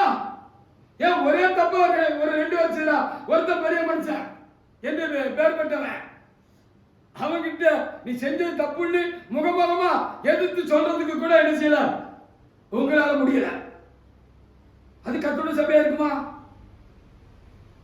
அது எப்படி கர்த்தருடைய சபையா இருக்கும்? எளியவன் தான் ஏறி மிதிக்கிறது. தேவ ஜனமே கண்ட முடிக்கிட்டு இனியும் போனீங்கன்னா ரொம்ப வருத்தமான காரியம் தான். திரும்பி பாருங்கள், இந்த வருடங்களில், கடந்து போன வருடங்களில் சபையிடத்தில் பேர் பெற்றவர்கள் என்று சொல்லிக் கொள்வர்கள் இருக்கிற இடங்களில் அந்த பேர் பெற்றவர்கள் என்ன செஞ்சாங்க? இந்த காரியத்திலும் கர்த்தருடைய சேனையாக நாம் ஜெயித்திருக்கிறோம். அல்லேலூயா. ஒரே தீர்ப்பு தான். எந்த காரியமா இருந்தாலும், எந்த ஒரு தீமை உண்டாயிருக்கும் என்று சொன்னாலும், கர்த்தருடைய சேனையில உண்டாயிருக்கும் என்று சொன்னாலும், தேவையிடத்தில் உண்டாயிருக்கும் என்று சொன்னாலும், நம்முடைய ஆளுகைக்கு உண்டாயிருக்கிறவர்களிடத்தில் உண்டாயிருந்தாலும் ஒரே தீர்ப்பு தான். எல்லாருக்கும் ஒரே தீர்ப்பு தான். பெத்த பிள்ளைக்கும் ஒரு தீர்ப்பு தான். சராசரியா இருக்கிற ஒரு விசுவாசிக்கும் ஒரே தீர்ப்பு தான். உடன் பிறந்தவனுக்கும் ஒரே தீர்ப்பு தான். அதனால யார் குறுக்கிட்டு வந்தாலும் அதை பத்தி எங்களுக்கு அவசியம் இல்லை. அதனால சில நஷ்டங்கள் உண்டானாலும் அது காரியம் அல்ல. கர்த்தர் நம்மோடு கூட இருக்கலாம், கர்த்தரோடு கூட நம்ம இருக்கலாம், நம்மோடு கூட கர்த்தருக்குள்ள கர்த்தர் நம்மோடு கூட இருக்கணும்னா நான் நீதி நியாயங்களை செய்கிறவர்களாக இருக்க வேண்டாம். தேவ சமூகத்திலே பட்சபாதம் உள்ளவர்களாக நாம் இருக்கக்கூடாது. இவர்கள் பட்சபாதம் பண்ணுகிறவர்களாக இருக்கிறார்கள், மனமான ஊழியம் செய்கிறவர்களாக இருக்கிறார்கள். சிலர் ஒரு கூட்டம் அப்படி இருக்கிறது.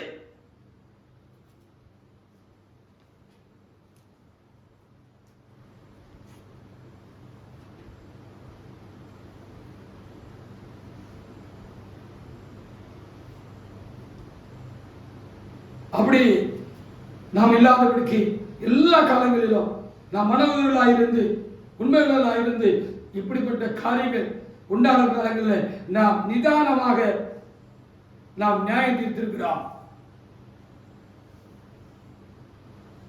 கொஞ்சம் கூட தானே இருக்கு, அனுசரிச்சு அட்ஜஸ்ட் பண்ணி கண்டு காணாம போயிடலாம் தானே, போயிருக்கலாம் தானே. போயிருந்தா சம்பித்து போன சில ஊழியர்களை சம்பிக்காம தொடர்ந்து நடத்திருக்கலாம் தானே.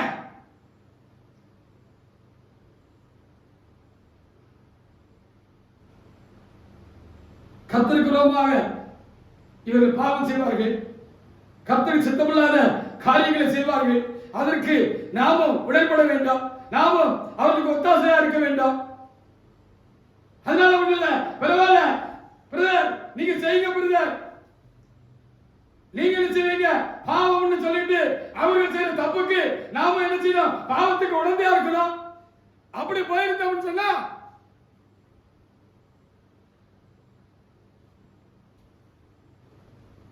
என்ன செஞ்சிருக்கலாம், சில காரியங்களை நம்ம தக்க வச்சிருந்திருக்கலாம். அது நல்ல காரியம். ஹல்லேலூயா. தேவ நம்பர் இருக்க மாட்டார்ல கூட செய்கிறது பாவம். அவன் விசுவாசியா இருக்கட்டும், ஊழியக்காரனா இருக்கட்டும், அவன் செய்கிறது தேவனுக்கு விரோதமான பாவம் என்று அறிந்த பிற்பாடு துணிந்து அவர்கள் பாவம் செய்வதற்கு நாம் காரணகர்த்தாக்களாக இருக்கிறது மாத்திரமல்ல, அவனுக்கு பின்னால போனா சில லாபம் இருக்கு, சில காரியங்களை தற்காத்துக் கொள்ளாக இருக்கு. அப்படி செய்ய முடியுமா? செய்யலாமா? அது யாரா இருந்தாலும் என்ன?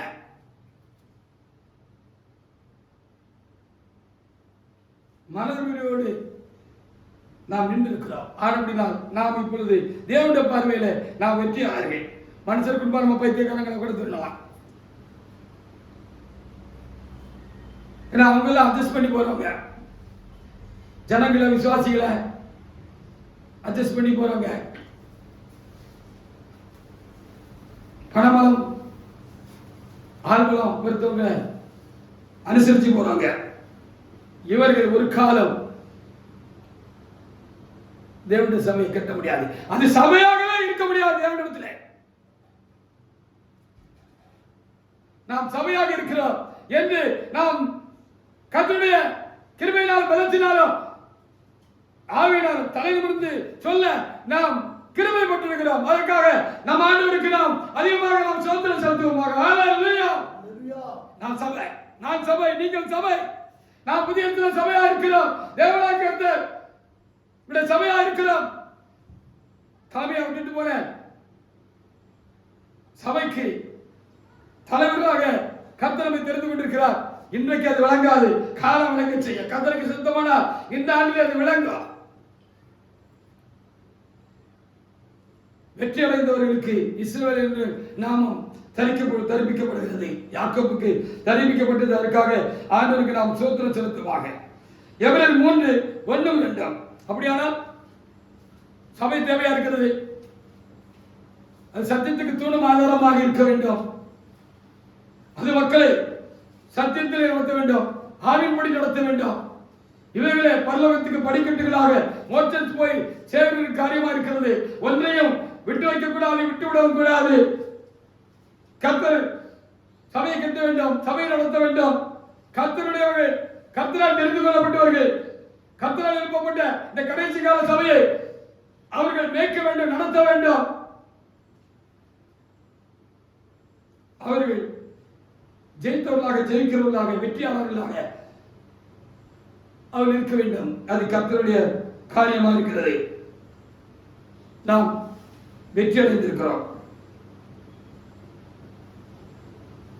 அநேக காரியங்களில் நாம் வெற்றி அடைந்திருக்கிறோம். சத்தியத்தை காப்பதில், சபை காப்பதில் நாம் வெற்றி அடைந்திருக்கிறோம். வாசிங்க எபிரேயர் 3:1-2.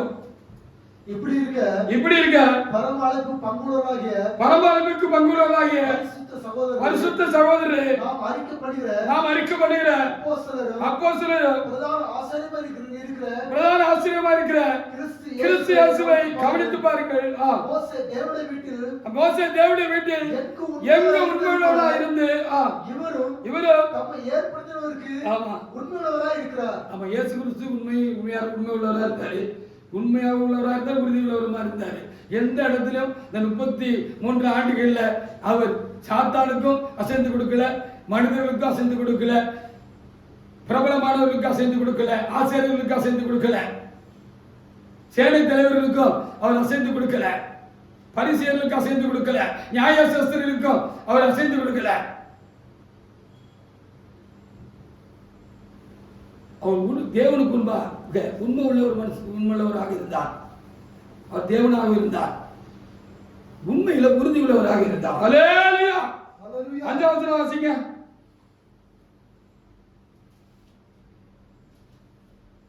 சொல்லப்படுகிற காரியங்களுக்கு சாட்சியாக மோசே பணிவிடைக்காரனாய் அவருடைய வீட்டில் எங்கும் உண்மையுள்ளவராய் இருந்தார். மோசே அப்படி இருந்தார் எழுதப்படுகிறது. எங்கும் எல்லாத்திலும் உண்மையுள்ளவராக இருந்தார். சிலதுல உண்மை, சிலதுல உண்மை இல்லாம, உறுதி இல்லாம இருக்கல.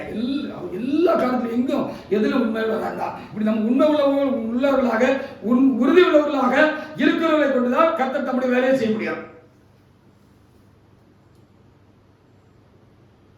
தாவீது சொன்னார், என் தேவனுக்கு நான் துரோகம் பண்ணி சொன்னார். ஆடுகளின் மேய்ப்பனாக இருந்தார். ஜனங்களை மேய்க்கும்படியாக தேவனாகிய கர்த்தர் அவரை தெரிந்து கொண்டார். அவர் உண்மையுள்ள ஒரு மனிதனாக இருந்தார். சவுல், தம்பி நீ சின்ன பையனா இருக்கியப்பா, நீ எப்படிப்பா அந்த பெரிய அந்த கோலியத்தோட இந்த நெட்டையும் கூட இந்த ராட்சசோடு கூட நீ சண்டை போட்டு அவனை எப்படிப்பா நீ ஜெயிக்க போற? நீ பிடிப்பெல்லாம் இருக்கிய, உன்னால அவன் கூட போர் செய்ய முடியுமா? நீ தாக்கு பிடிப்பியா அப்படின்னு சொல்லி கேட்ட பொழுது அவர் என்ன சொன்னாரு? ஒரு விசை கரடியும் சிங்கமும் என் மந்தையை ஆட்ட கவி கிட்ட பொழுது என்னுடைய தேவனுடைய பலன் எனக்கு இருந்தபடினால அவைகளை அடித்துக் கொண்டு என்னுடைய மந்தையும் அந்த ஆட்டையும் நான் தப்புவித்தேன். அந்த கர்த்தர் என்னோடு கூட இருக்கிறார் அப்படின்னு சொன்னார். ஹல்லேலூயா! உண்மை உள்ள மனுஷங்க தான் தேவனுடைய வேலையை செய்ய முடியும், தேவனுடைய சபையை எழுப்பி கட்ட முடியும். அப்பா ஆட்டை எண்ணி கொடுத்திருந்தாரு. 519 ஆடு கொண்டு போற, ஒன்னும் குறைஞ்சிடக்கூடாது, கவனமா ஆட்டை மேய்த்து தண்ணி காட்டி கவனமா கொண்டு வந்து சேர்க்கணும் அப்படின்னு சொல்லி அனுப்பின பொழுது அவர் பொறுப்புள்ள ஒரு மனுஷனாக இருந்தார். உண்மை உள்ளவங்க பொறுப்புள்ளவங்களா இருப்பாங்க. நமக்கு என்ன, ஒரு ஆடு சிங்கமும் கரடியும் கவி கொண்டு போனா போட்டோம் அப்பாட்ட போய் சொல்லிடலாம் அப்படின்னு இல்லை. 519 ஆடு என் கையில கொடுக்கப்பட்டிருக்கிறது. அதுல ஒரு ஆடு கூட என்ன செய்யக்கூடாது, குறைந்து போக கூடாது அப்படிங்கிறதுல அவர் ரொம்ப உறுதி, உண்மை, பொறுப்புள்ள ஒரு மனுஷனாக இருந்தார். இவரிடத்துலதான் என்ன செய்ய முடியும், இப்படிப்பட்டவர்களிடத்துலதான் ஜனங்களை ஒப்புவிக்க முடியும்.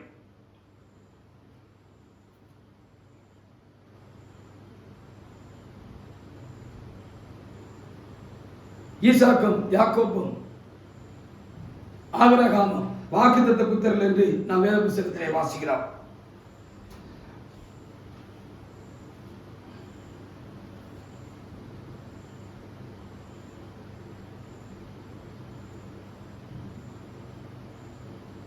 இந்த ஆபிரகாம் தேவனுக்கு சிநேகிதன் எனப்பட்டார். அவர் தேவனிடத்தில் கிருபை பெற்றார். அவரை தேவனாக கர்த்தர் தெரிந்து கொண்டார். அவருடைய சந்ததியும் அவருடைய சந்ததியிலிருந்து இயேசுவை பிறப்பிப்பதற்கு அவர் உண்மையுள்ள மனுஷன் என்று சொல்லி தேவனாக கர்த்தர் அவரை தெரிந்து கொண்டு அவருக்கு தரிசனமாகி, நான் காமிக்கும் தேசத்துக்கு நீ போ, நான் சொல்றபடி நீ போ, நான் உன்னை ஆசீர்வதிப்பேன், உன்னை சந்ததியை ஆசீர்வதிப்பேன், உன் சந்ததிக்குள் பூமியில் உள்ள வம்சங்கள் எல்லாம் ஆசீர்வதிக்கப்படும் சொன்னாரே.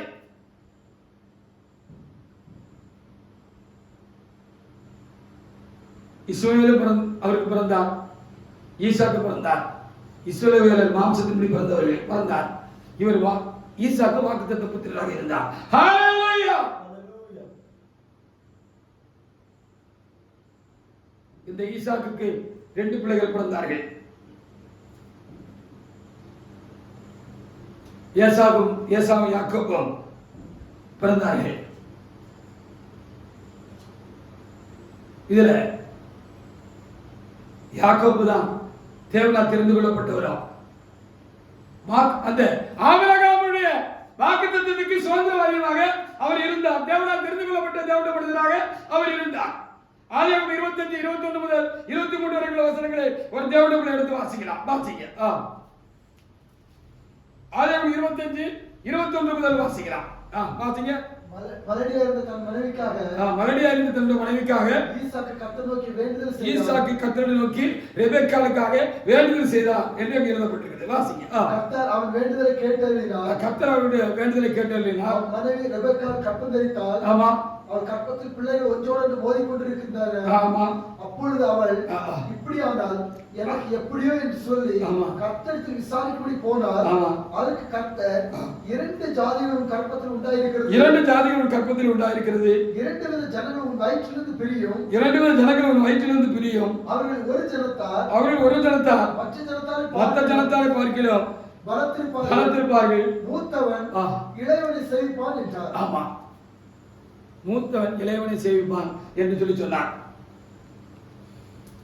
நீ 20 வருஷமா குழந்தை இல்லை,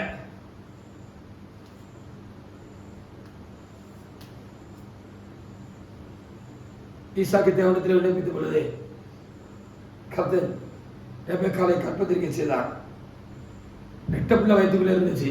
வயிற்றுக்குள்ளே 2 சண்டை போட்டுட்டு இருந்துச்சு. வெளியே வந்தவரும் சண்டை போட்டுட்டு தான் இருந்தாங்க. அப்படிதான் வேதம் சொல்லுது. அப்ப இப்படி இருந்தா எப்படின்னு தெரியலையா? ரெண்டு பேரும் உள்ளே சண்டை போட்டு ஏதாவது பண்ணிக்கிட்டு வரல, நமக்கு ஏதாவது ஆயிரமோன்னு சொல்லி ஒரு கலக்கம் உண்டான பொழுது அந்த பக்தியுள்ள ஸ்ரீ அந்த அம்மா என்ன செஞ்சாங்கன்னா ஆண்டவரத்துல போய் கேட்டாங்க, எப்பா இப்பவே உள்ள ஒரே குஸ்தி சண்டையுமா இருக்கப்பா, எப்படி ஒழுங்கா வெளியே வருவானுங்களா, எனக்கும் ஒரு விடுதலை கிடைக்குமா அப்படின்னு சொல்லி தேவனத்தை போய் விசாரிச்சவங்க கத்திரி இப்படி பின்னால சொன்னாருன்னு நம்ம வாசித்த வேத பகுதி நமக்கு சொல்லுகிற காரியமா இருக்குது. ரெண்டு பேரும் ரெண்டு ஜாதி உள்ளுக்குள்ள இருக்கு.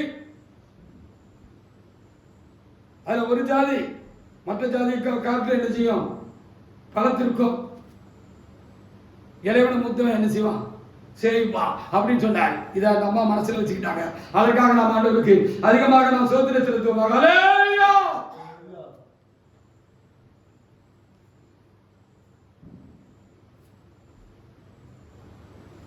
யாக்கோபு அவர் வாக்குத்தத்த புத்திரராக இருந்தார். தேவனால் தெரிந்து கொள்ளப்பட்டவராக, பேர் சொல்லி அழைக்கப்பட்டவராக இருந்தார். ஆபிரகாம், ஈசாக்கு, யாக்கோபு போன்றவர்கள் தேவனால் பேர் சொல்லி அழைக்கப்பட்டவர்களாக இருந்தார். தேவனை கண்டு கூப்பிட்டு அவர்களுக்கு அவர் செய்ய போகிறது அவருக்கு தேவனை கண்டு நினைச்சுதான் வெளிப்படுத்தி அவர்களோடு கூட பேசி அவர்களை நடத்தி அவர்களை ஆசீர்வதித்து அவருக்கு சொன்னதை செய்து தந்தார் என்று சொல்லி பார்க்கிறார். இவர்களே வாக்குத்தத்த புத்திரர்கள் என்று சொல்லி பார்க்கிறார்.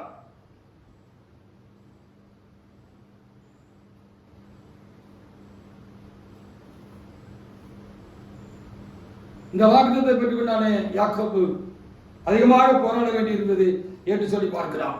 யாரு தேவனால் தெரிந்து கொள்ளப்பட்டிருக்கிறார்களோ, தேவன் யாரை முன்திருந்து தெரிந்து கொண்டு அவர்களை தம்முடைய காரியமாக அழைக்கிறார்களோ அவர்களுக்கு தான் நிறைய எதிர்ப்பு உண்டாகும். ஆனால் கர்த்தர் கூட இருந்து ஜெயம் அருள்வார். அவர் தேவனுடைய நாமத்தினாலும் ஆவியினாலும் பலத்தினாலும் ஜெயிப்பவர்களாக அவர்கள் இருப்பார்கள். அதற்காக நாம் ஆண்டவருக்கு அதிகமாக நாம் ஸ்தோத்திரம் செலுத்த வேண்டியவர்களாக இருக்கிறோம்.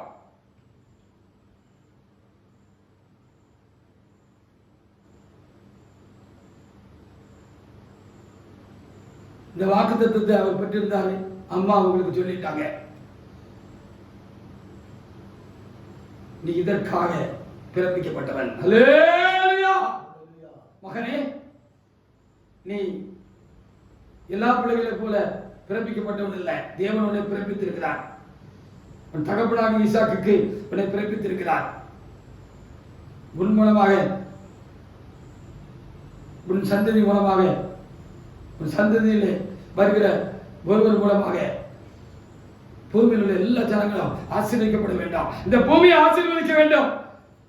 இந்த பூமி ஆசீர்வதிக்கப்பட வேண்டும். ஆதாயமாகிய பாவத்தினால சாபத்துக்கு உட்பட்டிருக்கிறதான இந்த மனு சமுதாயம் ஆசீர்வதிக்கப்பட வேண்டும் என்று சொல்லி அந்த அம்மா காரியத்தை வளர்ந்து வரும்போதே போட்டு வச்சிருந்தாங்க. அதுக்காக அவர் தகப்பனோட போராட வேண்டியது இருந்துச்சு.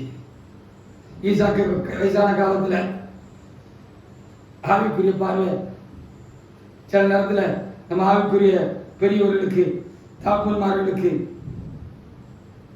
மயங்கி போனது போல அவருக்கும் மயங்கி போயிட்டா என்னன்னு தெரியல.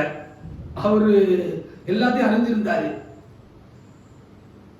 கண்டிப்பா ரெபெக்கா அம்மா சொல்லியிருப்பாங்க தானே, நான் ஆண்டவரத்தை விசாரிக்க போனேன், அப்போ ஆண்டவரத்தை விசாரிச்சு இப்படி சொன்னாங்க, இறைவனை மூத்தவன் சேவிப்பானா, இறைவனை கொண்டுதான் கர்த்தர் உங்களுக்கு கொடுத்த வாக்குத்தத்தத்தை நிறைவேற்ற போறாரா அப்படின்லாம் சொல்லி இருந்த போதிலும் இவருக்கு ஏச மேல ஒரு பட்சமான ஒரு மனப்பான்மை இருந்துச்சு. அதனால அவனை ஆசீர்வதிச்சிடும், அவன் தானே மூத்தவன், அவன் தானே பெரியவன், அவனை ஆசீர்வதிச்சிடும் அப்படின்னு இவர் எண்ணினாரு. இதற்காகவும் யாக்கோபு என்ன செய்ய வேண்டியிருந்தது, போராட வேண்டியிருந்தது. அதான் மனிதனோடும் தேவனோடும் போராடி நீ மேற்கொண்டாயின்னு எழுதப்பட்டிருக்கிறது. அப்படி மேற்கொண்டதுனால இஸ்ரவேல் அவருக்கு நாமம் தெரிவிக்கப்பட்டது. தேவனோடு போராடினவன், வெற்றியாளன், ஜெயித்தவன், வெற்றி பெற்றவன் என்று அதனுடைய அர்த்தம் என்று நாம் பார்க்கிறோம். இதற்காக தகப்பனோடு கூட என்ன செய்ய வேண்டியிருந்துச்சு? போராட வேண்டியிருந்துச்சு.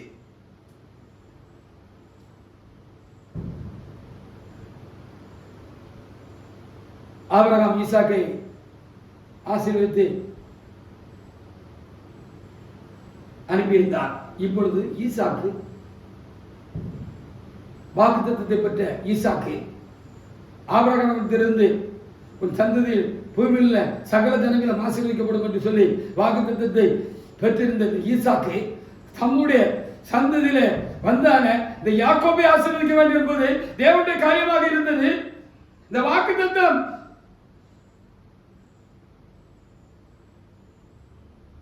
பெற்றவரிடத்திலிருந்து அந்த வாக்குத்தத்தத்தை பெற்றுக் கொள்கிறதுக்கு அவர் போராட வேண்டியதாக இருந்தது. வாக்குத்தத்தம் பெற்றவர் ஆசீர்வதிக்க வேண்டும். ஹல்லேலூயா! அதுக்காக அவர் போராட வேண்டியது. ஆதியாகமம் 27 33 37 ஒருத்தர் எடுத்து வாசிக்கலாம்.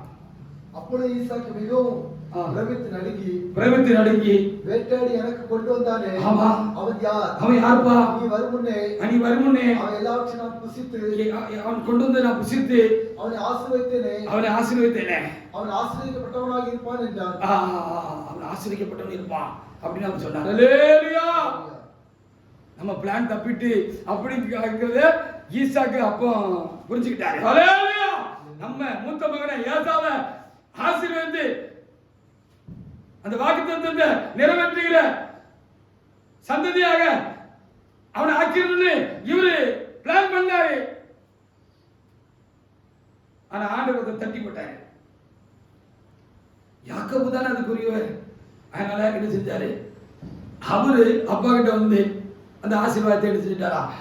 அந்த அந்த வாக்குத்தத்தம் பெற்றவற்றிலிருந்து, அந்த வாக்குத்தத்த புத்திரத்திலிருந்து அந்த ஆசீர்வாதத்தை அவர் வாங்கிட்டாரு. அவரு வாக்குத்தத்த புத்திரராக தகப்பனாலும் தேவனாலும் ஆசீர்வதிக்கப்பட்டார். ஹல்லேலூயா!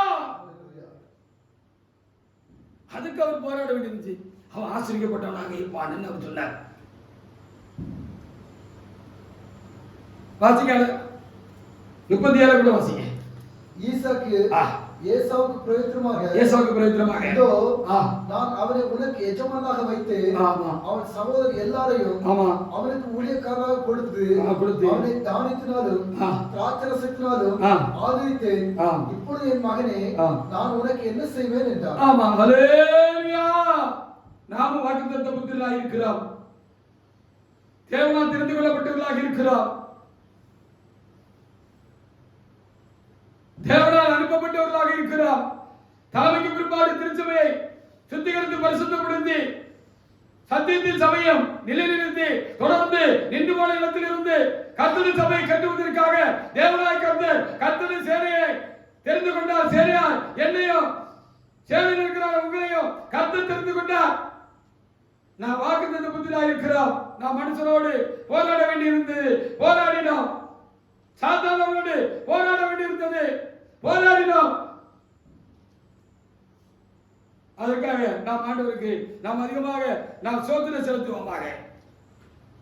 ஆதியாகமம் 31 41 42 வாசிக்கலாம். அப்போ வாக்குத்தத்தம் பெற்றவரிடத்திலிருந்து அந்த வாக்குத்தத்தத்தை பெற்றுக்கொள்வதற்கு மனுஷரோட அந்த இஸ்ரவேல் போராட வேண்டியது இருந்தது.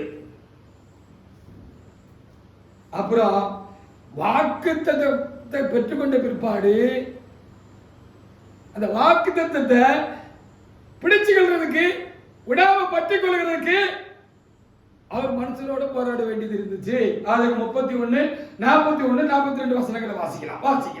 இந்த 20 வருஷ காலம் வீட்டிலே இருந்து, ஆமா, 14 வருஷம் ஆமா, நம்முடைய 2 குமார்த்திகளுக்காகவும், ஆமா, 6 வருஷம் ஆமா, நம்முடைய மந்தைக்காகவும், ஆமா, உம்மிடத்தில் சேவித்து, ஆமா, 10 முறை சம்பளத்தை மாற்றி, ஆமா, என் பிதாவின் தேவனாகிய, ஆமா, ஆபிரகாமின் தேவனும், ஈசாக்கின் பயபக்திக்குரியவரும் என்னோடு கூட இராமல் போனால் நீர் இப்பொழுது என்னை வெறுமையை அனுப்பிவிட்டிருப்பீர். ஆமா, தேவன் என் சிறுமையும், ஆமா, என் கை பிராசத்தையும் பார்த்து, ஆமா, நேற்று ராத்திரி உம்மை கடிந்து கொண்டார் என்று சொன்னார். ஆமா, அந்த பிள்ளை குட்டிகள் எல்லாம் பாதுகாத்து தம்முடையதெல்லாம் பாதுகாத்துக் கொள்வதற்கு அவர் போராட வேண்டியதாக இருந்தது. வாக்குத்தத்தத்தை பெற்றுக்கொள்கிறதுக்கும் அவர் மனுஷரோடு போராடினாரு. வாக்குத்தத்தத்தை பெற்றுக்கொண்ட பிற்பாடு அதை பற்றி கொள்கிறதற்கும் அவர் போராட வேண்டியது இருந்தது என்று சொல்லி இங்கே எழுதப்பட்டிருக்கிறது. டைம் போகட்டே இருக்கிறதுனால அப்படி மேலோட்டமா சொல்லிட்டு போறேன். நீங்கள் ஆவியில் விளங்கிக் கொள்வீர்கள் தொடர்ந்து இதை தியானிக்கிற பொழுது. அதற்காக தேவனாய் கர்த்தருக்கு நாம் நன்றி செலுத்துவோமாக.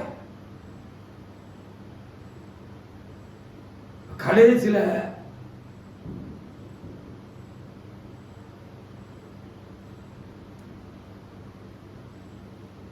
அவர்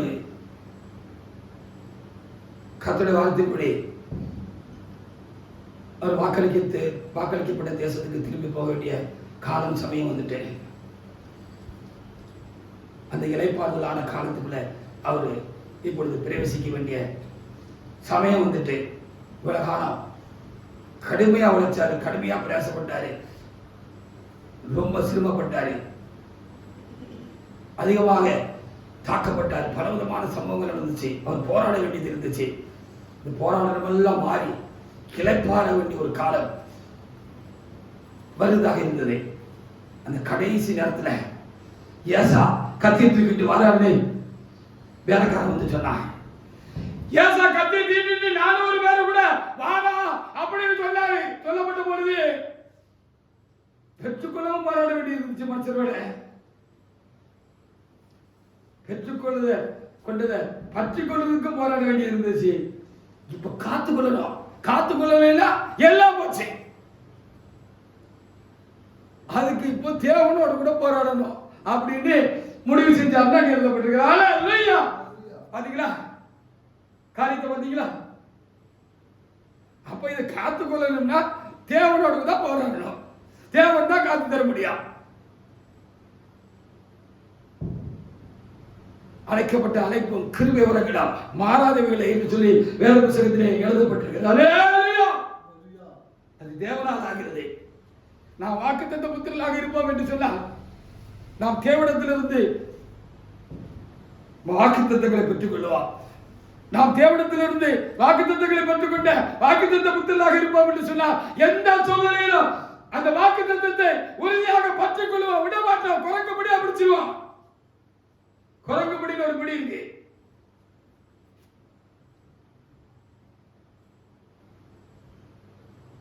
அந்த குரங்குப்பிடி ஏன் நம்ம பிடிச்சுக்கிட்டோம்? எவ்வளவு பணத்தை காட்டடிச்சாலும் நுனிக்குப்புல குரங்கு தொங்கிட்டு இருந்தாலும் பிடிய விடாதான். அதான் குரங்கு பிடின்னு அதுக்கு பேர் வச்சிருக்கிறாங்க. ஹல்லேலூயா. தன்னுடைய ஜீவனை தப்பி வைத்துக் கொள்வதற்காக அப்படி ஒரு பலமான பிடி பிடிச்சு விடுவான். அப்போ வாக்குத்தத்தத்தை பெற்று பிற்பாடு அதை பற்றி கொள்றதுக்கு நாம போராட வேண்டியிருக்கிறது. மனுஷரோட சாத்தானோட சூழ்நிலைகளோட அப்படிதான் யாக்கோபு போராடாரு. இப்ப காத்து கொள்றதுக்கு தேவனோட போராடு.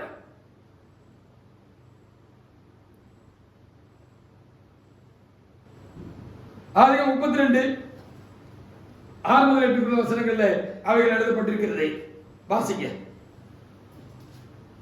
அந்த ஆட்கள் யாக்கோபினிடத்தில் திரும்பி வந்து, ஆமா, நாங்கள் உங்களுடைய சகோதரனாகிய ஏசாவினிடத்துக்கு போய் வந்தோம். ஆமா, அவரும் 400 பேரோடு ஆமா உம்மை எதிர்கொள்ள வருகிறார் என்றார்கள். ஆமா. அப்பொழுது யாக்கோபு மிகவும் பயந்து வியாகுலப்பட்டு தன்னிடத்திலிருந்து ஜனங்களையும் ஆடு மாடுகளையும் ஒட்டகங்களையும் 2 பகுதியாக பிரித்து, ஏசா ஒரு பகுதியின் மேல் விழுந்து அதை முறியடித்தாலும் மற்ற பகுதி தப்பித்துக்கொள்ள இடம் உண்டு என்றான்.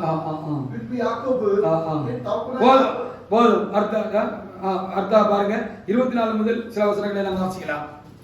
28 வரைக்கும் இந்த வருடத்துடைய வாக்குத்தத்த வார்த்தை வரைக்கும் வாசிக்கலாம். யாக்கோபு பிந்தி தரித்திருந்தார். ஆமா, இப்ப பார்த்தாரு. இனிமே ஆண்டவர்கிட்ட தான் போகணும். ஆண்டவர் தான் இதை பாதுகாத்து தரணும் அப்படின்னு சொல்லி, நீர் பாதுகாத்து தராத வரைக்கும் விட மாட்டேன், நீங்க ஆசீர்வதித்தாலும் போக விட மாட்டேன்னு சொல்லி அவரு கூட போராடினாரு. பெற்றுக்கொண்டதை காத்துக்கொள்ளும்படியாக அவர் போராடினார் என்று சொல்லி அங்கே பார்க்கப்படுகிறது. வாசிக்கலாம். யாக்கோபு பிந்தி தரித்திருந்தார். அப்பொழுது ஒரு புருஷன் பொழுது விடியுளவும் அவனுடனே போராடி அவனை மேற்கொள்ளாதை கண்டு அவனுடைய தொடை சந்தை தொட்டார். அதனால் அவருடைய போராளிகளில் யாக்கோபின் தொடை சந்தை சுளுக்கிற்று. அவர், நான் போகட்டும், பொழுது விடுகிறது என்றார். அதற்கு அவன், நீர் என்னை ஆசீர்வதித்தால் ஒழிய உம்மை போகவிடேன் என்றான். அவர், உன் பேர் என்ன என்று கேட்டார். யாக்கோபு என்றார். அப்பொழுது அவர், உன் பேர் இனி யாக்கோபு என்னப்படாமல் இஸ்ரவேல் எனப்படும். தேவனோடும் மனிதரோடும் போராடி செஞ்சுட்டப்பா. மனுஷன் கூடயும் போராடி செஞ்சுட்ட, யார் கூடயும் போராடி நீ செஞ்சுட்ட அப்படின்னு அங்கே எழுதப்பட்டிருக்கிறது. அப்போ வாக்குத்தத்தத்தை பெற்றவர்கள் பற்றி கொள்வதற்கும் அதை காத்துக் கொள்வதற்கும் அவர் மனுஷனோடு தேவனோடு போராடுகிற ஒரு போராட்ட குணமுள்ளவர்களாக, போர்க்குணமுள்ளவர்களாக அவர்கள் இருப்பார்கள், இருக்க வேண்டும்.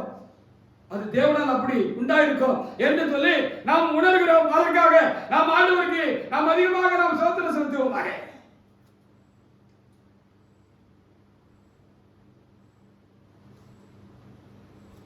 அப்பா ஈசாக்குக்கு ரெபெக்காள் வயத்துல, அந்த ஸ்ரீண்ட வயத்துல, அந்த அம்மா வயத்துல 2 ஜாதி உண்டாயிடுச்சு.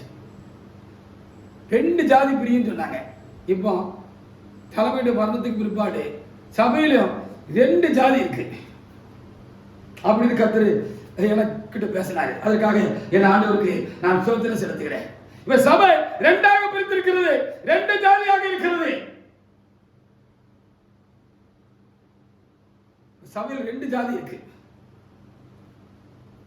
தற்கால சந்தோஷத்திற்காகவும் மேன்மைக்காகவும் தங்களுடைய ஆதி மேன்மையையும் அழைப்பையும் தெரிந்து கொள்வதையும் சாத்தானிடம் மனிதத்திலும் விட்டு போட்ட ஒரு கூட்டமும் ஒரு ஜாதி இருக்கு. இருக்கா இல்லையா?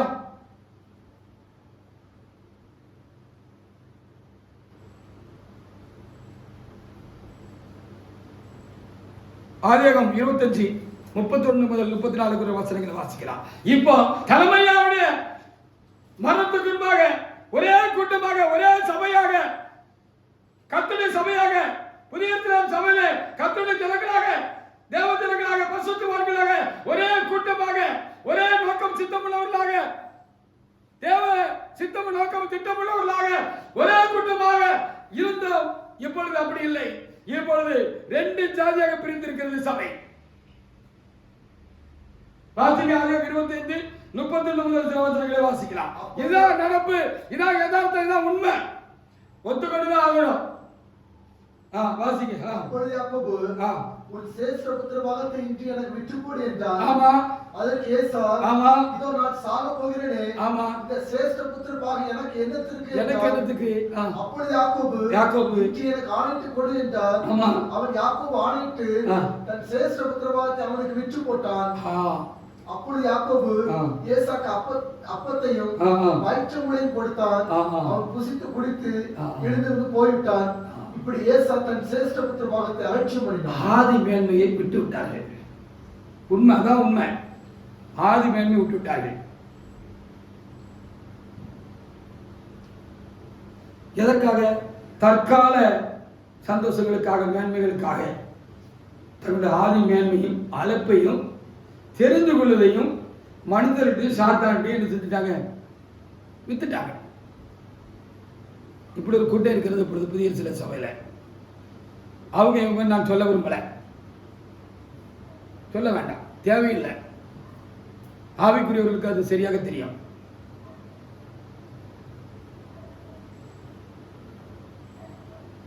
இவர்கள் நிலையான புத்தியும் தெளிவும் இல்லாதவர்கள், தடுமாற்றக்காரர்கள், சுய புத்தியை சாகிறவர்கள், தேவனிடத்தில் விசாரியாதவர்கள், தேவனுக்கு காத்திருக்காதவர்கள், தேவ சித்தம் அறியாதவர்கள், மாம்சத்துக்கு உட்பட்டவர்கள்.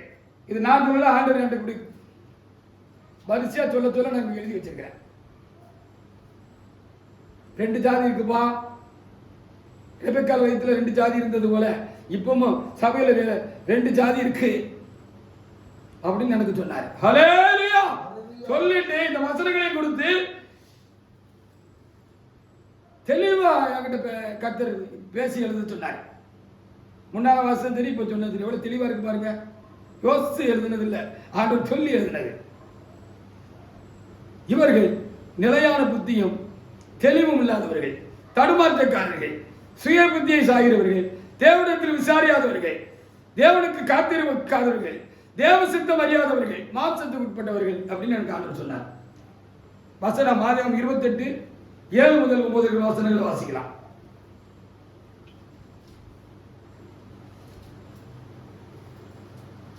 யாக்கோபு தன் தகப்பனுக்கும் ஆமா தன் தாய்க்கு கீழ்ப்படிந்து ஆமா மதன் ஆரம்பக்கு புறப்பட்டு போன ஏசா கண்டதினாலோ ஆமா கானாருடைய குமார்த்தியில் தன் தகப்பனை ஈசாக்கின் பார்வைக்கு ஆகாதவர் என்பது ஏசா அறிந்ததினாலோ ஆமா ஏசா இஸ்மேலுக்கு போய் தனக்கு முன்னிருந்த மனைவிடமின்றி ஆபிரகாமுடைய குமாரனாகிய இஸ்மேலின் குமார்த்தியும் நேபாத்தின் சகோதரனாகிய மகலாத்தையும் விவாகம் பண்ணினார். பாத்தீங்களா, இந்த ஏசாவுக்கு ஏதாவது தெளிவு இருக்கா? ஒரு ஸ்டெடி மைண்ட் இருக்கா? எதுலையாவது உறுதியா நின்றாரா? தடுமாறாம நின்றாரா? தகப்பனுக்கு தாய்க்கு எது பிரியம்னு அவங்ககிட்ட கேட்டாரா? விசாரிச்சாரா? காலம் வரைக்கும் தகப்பனும் தாயும் நமக்கு ஒரு நல்ல துணையை தேடி தருவாங்க அப்படின்னு இவர் காத்திருந்தாரா?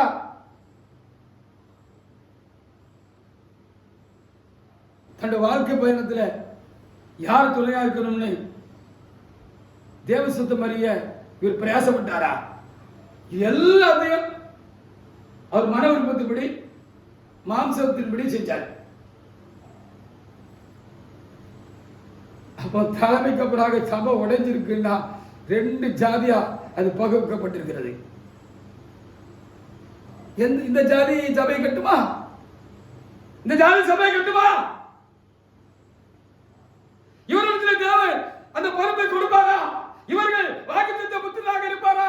தலைமைக்கு பிற்பாடு சபை கட்டுகளாக இவர்கள் இருப்பார்களா?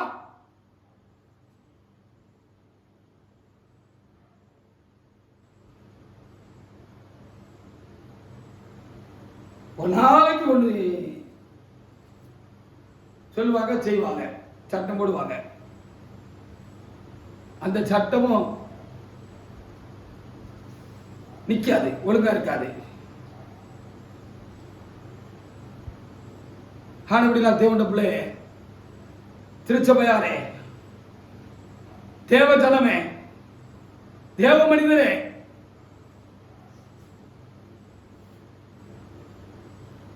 தெரிந்து கொள்ளப்பட்டவர்களே, வாருங்கள் எழுந்து கட்டுவோம் என்று தேவனுடைய நாமத்தினால் நாங்கள் உங்களை இந்த புத்தாண்டில் 2024ஆம் ஆண்டு முதல் நாளில் உங்களை நாங்கள் அழைக்கிறோம். நெகேமியா 2ஆம் அதிகாரத்தில் 17-18 வசனங்களை வாசிக்கலாம்.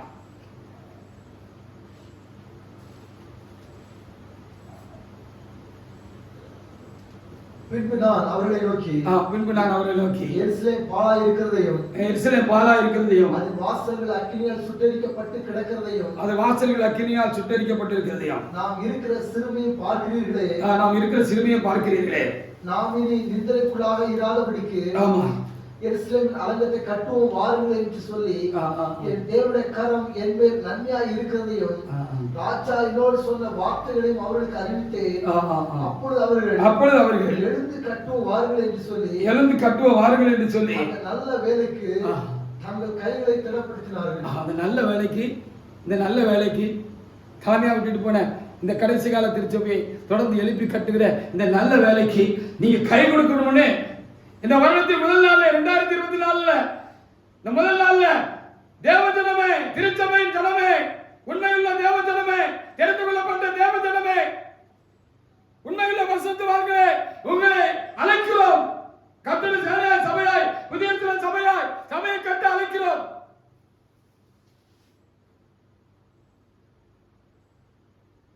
வாருங்கள், எழுந்து கட்டுவோம், வாருங்கள்.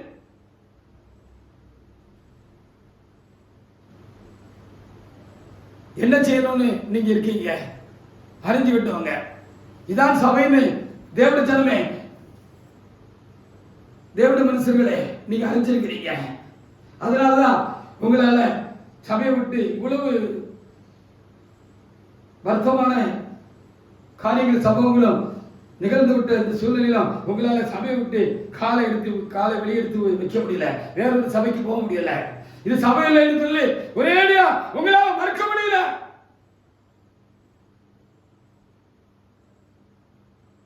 லோத்து நீதி உள்ள இதயத்துல வாதிச்சது போல நீங்க வாதிச்சுட்டு உள்ள உட்கார்ந்து இருக்கிறீங்க. உலகத்துக்கு பின்னால, மனுஷர்களுக்கு பின்னால செல்லும் சந்தர்ப்பவாத கூட்டத்தை நீங்க பின்பற்றி போணுமா, அல்லது எல்லா கால சூழ்நிலையிலும் தேவனை பின்பற்றி நடக்கிறல சேர்ந்து சார்ந்து தொடர்ந்து போகணுமா, தொடர்வதா என்று நீங்க தான் கர்த்தருக்குள்ள ஆலோசித்து முடிவு பண்ணணும். வெளிப்படுத்தல் 14:4.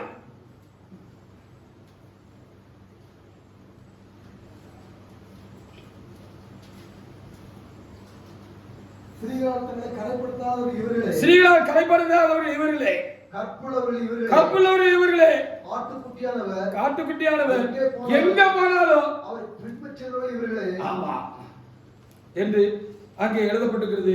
அந்த நல்ல வார்த்தைகளுக்காக நாம் ஆண்டவருக்கு நாம் அதிகமா என்ன செய்யணும், நன்றி செலுத்தலாம். ஸ்ரீகளால் கரைப்படாதவர்கள் இவர்களே, கற்புள்ளவர்கள் இவர்களே, ஆட்டுக்குட்டியானவர் எங்க போனாலும் அவருக்கு பின் செல்கிறவர்கள் இவர்களே என்று சொல்லி, இப்படி பின்னால போறவங்க, ஆண்டவருக்கு பின்னால போறவங்க வேணுமா, அவங்க கூட சேர்ந்து போனா நம்மளும் போய் சேருவோமா, ஊர் போய் சேருவோமா? இல்ல தடுமாற்றக்காரங்க கூட போனீங்களா, நீங்க போய் சேருவீங்களா? ஊர் போய் சேர்ந்துங்கிறதுக்கு தானே நீங்க வந்தீங்க இந்த சபைக்கு. ஊர் போய் சேர வேண்டாமா?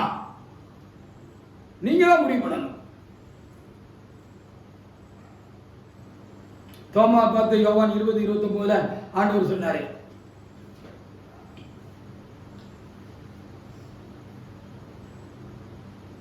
அப்படி கர்த்தருடைய கிரியை வெளிப்பட்ட பிற்பாடு வரணும்னு இருக்கீங்களா? இங்க வெளியே போன ஒரு தம்பி கர்த்தருடைய சேலையில இருந்து வெளியே போயிட்டாரு. ஒரு தம்பி, அவரை குழப்பிட்டவங்க யாரோ, அவர் எப்படி குழப்பினாரோ, மனசை குழப்பினானோ, சாத்தான் குழப்பினானோ, அது நமக்கு தேவையில்லை. வெளியே போயிட்டாரு. அவர்கிட்ட அன்பானவர்கள் பேசின பொழுது அந்த தம்பி சொன்னதாக என் காது கொண்டு வந்துச்சு, இப்ப இல்லம்மா, கர்த்தருடைய கிரிகள் வெளிப்பட போது கண்டிப்பா வருவான் அப்படின்னு சொன்னதாக ஒரு செய்தி எனக்கு வந்துச்சு. எப்படி கர்த்தருடைய கிரிகள் வெளிப்பட்ட பிறப்பா வர போறீங்க? அவருக்காக மாத்திரம் இல்ல, முழு திருச்சபையில் இருக்கிற தேவஜனங்களே, உண்மையில ஊழியக்காரரை பார்த்து நான் கேட்கிறேன், கர்த்தருடைய கிரியை வெளிப்படட்டும். இதான் சபை, இதான் கர்த்தருடைய சேலை, கர்த்தருடைய சேலை தான் சபையா இருக்குன்னு இந்த சாலமன் பாஸ்டர் சொல்றாரு.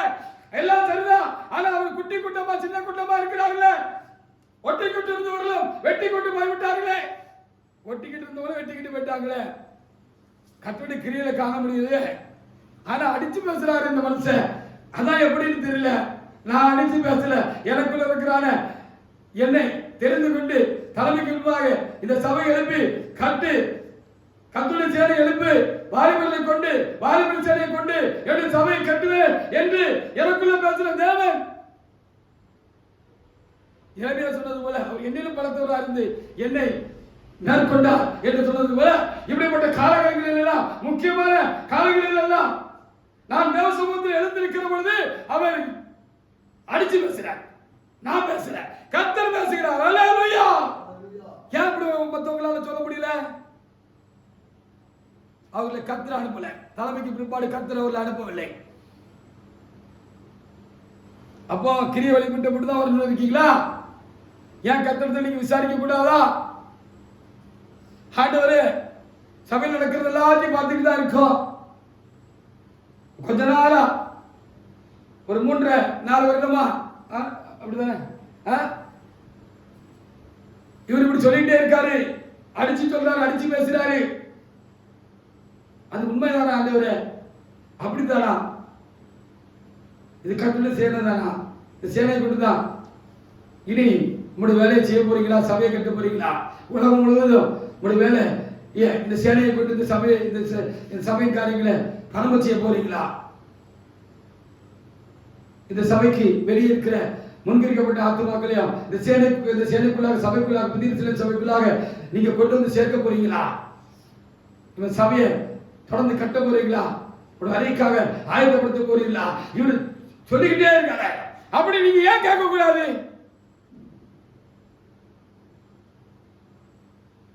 என்ன பார்க்காதீங்க, என்னோட வார்த்தைகளை நீங்கள் உற்று கவனியுங்கள். இது ஆவியினால் உண்டாயிருக்கிறதா, மாம்சத்தில் உண்டாயிருக்கிறதா என்று சொல்லி தயவு செய்து நீங்க உற்று கவனிங்க. இந்த புது வருஷத்துல உற்று கவனிங்க. ஆண்டவருடைய வேலை செய்யறதுக்கு நம்ம கை கோர்க்க வேண்டிய காலகட்டத்துக்குள்ள வந்திருக்கிறோம். கர்த்தர் கண்டிப்பாக உங்களிடத்தில் பேசுவார். இது கர்த்தருடைய தீர்மானமாக இருக்கிறது, அவருடைய காரியமாக இருக்கிறது. கடைசி காலத்தில் இது கடைசி நிமிட வேலைக்கான காரியமாக இருக்கிறது என்று கர்த்தர் உங்களோடு கூட பேசுவார். இந்த சம்பவங்களாக நடக்கும் என்று எனக்கு தெரியாது. பெரியா இருக்கிற காலங்களில் பரிசுத்தவான்கள் பெரியவர்கள் எல்லாம் கர்த்தரிடத்தில் விசுவாசமாக இருந்து பெரிய வேலைகளை செய்து கொண்டு சபை மகிமைப்பட்டுக் கொண்டிருந்த அந்த காலங்களில் பின்னால நடக்க போகிறது எனக்கு தெரியாது. கர்த்தர் இடத்தில் ஒரு நாள் இப்படி பேசினார். இதுவல்ல ஊழியம், இதோட ஒரு பெரிய ஊழியம் இருக்கு. இந்த கடைசி கால ஊழியத்துல கடைசி நேரம் ஒரு ஊழியம் ஒண்ணு இருக்கு. அதை நீ செய்வாய் என்று கர்த்தர் இந்த சபையுடைய யாக்கோபுக்கு இக்கட்டு காலம் என்று சொல்ல போல இந்த இக்கட்டு காலத்துக்கு முன்னாலே பல வருடங்களுக்கு முன்பாக நான் தேவ சமூகத்தில் தனித்து நான் ஜெபம் கட்டி போட்டிருக்கிற பொழுது எனக்கு கர்த்தர் சொன்னார். அது என்னன்னு இப்ப எனக்கு வழங்குது. அப்போ சரி ஏதோ ஒரு காரியம் இருக்கு அப்படின்னு நான் நினைச்சுக்கிட்டேன். கடைசி கால ஊழியத்துல கடைசி நேர ஊழியம் நாம் செய்ய வேண்டியவர்களாக இருக்கிறோம். நாம் கடைசி நேரத்துக்குள்ளாக நாம் கடந்து வந்திருக்கிறோம். என் டே மினிஸ்ட்ரியில என் டைம் மினிஸ்ட்ரி செய்ய வேண்டியவர்களாக தேவனால் அழைக்கப்பட்டவர்களாக தெரிந்து கொள்ளப்பட்டவர்களாக நாம் தேவ சமூகத்தில் நிற்க வேண்டியவர்களாக இருக்கிறோம். இதை நாங்கள் உங்களுக்கு அறிவிக்கிறோம். நீங்கள் ஆவிக்குரியவர்களாக இருப்பீர்கள் என்று சொன்னால் நீங்கள் மாம்சத்துக்கு உட்படாதவர்களாய் தேவாவினால் நிரப்பப்பட்டவர்களாய் தேவாவினால் நடத்தப்படுகிறவர்களாய் தேவாவிக்கு காத்திருக்கிறவர்களாய் தேவ சிந்தனையை செய்ய வேண்டும் என்று உங்களை ஒப்புக் கொடுத்தவர்களாக நீங்கள் இருப்பீர்கள் என்று சொன்னால் தேவனிடத்தில் விசாரியுங்கள். கர்த்தர் உங்களுக்கு காரியங்களை விளங்கப்படுவார். வெற்றி பெற்றவர்களே கர்த்தருடைய ஊழியத்தை செய்ய முடியும். வெற்றி பெற்றவர்களே கர்த்தருடைய சித்தத்தை செய்து முடிக்க முடியும். வெற்றி பெற்றவர்களே சபை தொடர்ந்து புதுப்பித்து எழுப்பி கட்ட முடியும். ஜனங்களை தேவனோடு கூட உபதேசத்தினாலும் சத்தியத்தினாலும் ஒன்றை கட்ட முடியும். அவர்களை தேவனுடைய நாளுக்காக பக்குவப்படுத்த முடியும், பரிசுத்தப்படுத்த முடியும், ஆயத்தப்படுத்த முடியும்.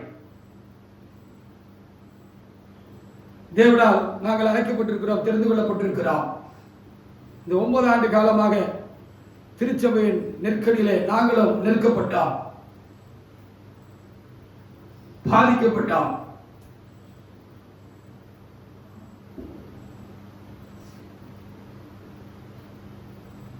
தேவன் எங்களோடு கூட இருந்தார். இதற்காக நாங்கள் மனுஷனோடும் சாத்தானோடும் இவர்களை காத்து கொள்வதற்கு எங்களை தேவனோடும் ஜபத்திலும் பிரயாசங்களிலும் நாங்கள் போராடினோம். ஒன்றில் நாங்கள் வீழ்ந்து விடவில்லை. நாங்கள் தேவனால் ஜெயப்பட்டிருக்கிறோம், இனியும் ஜெயிப்போம். எங்கள் தேவனுடைய பலத்தினாலும் ஆவினால் வல்லமையினாலும் ஆனவனினால் நாங்கள்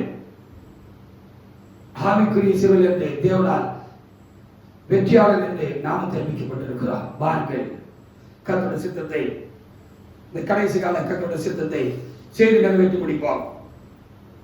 இந்த வருடத்திலே கர்த்தர் கொடுத்த இந்த நல்ல வார்த்தைகளுக்காக நான் உங்கள் தேவனாகிய கர்த்தரை நான் சோதரிக்கிறேன். கர்த்தர் இந்த வார்த்தைகளை ஆசீர்வதிப்பாராக. ஆமென். ஹalleluya, ஹalleluya, ஹalleluya.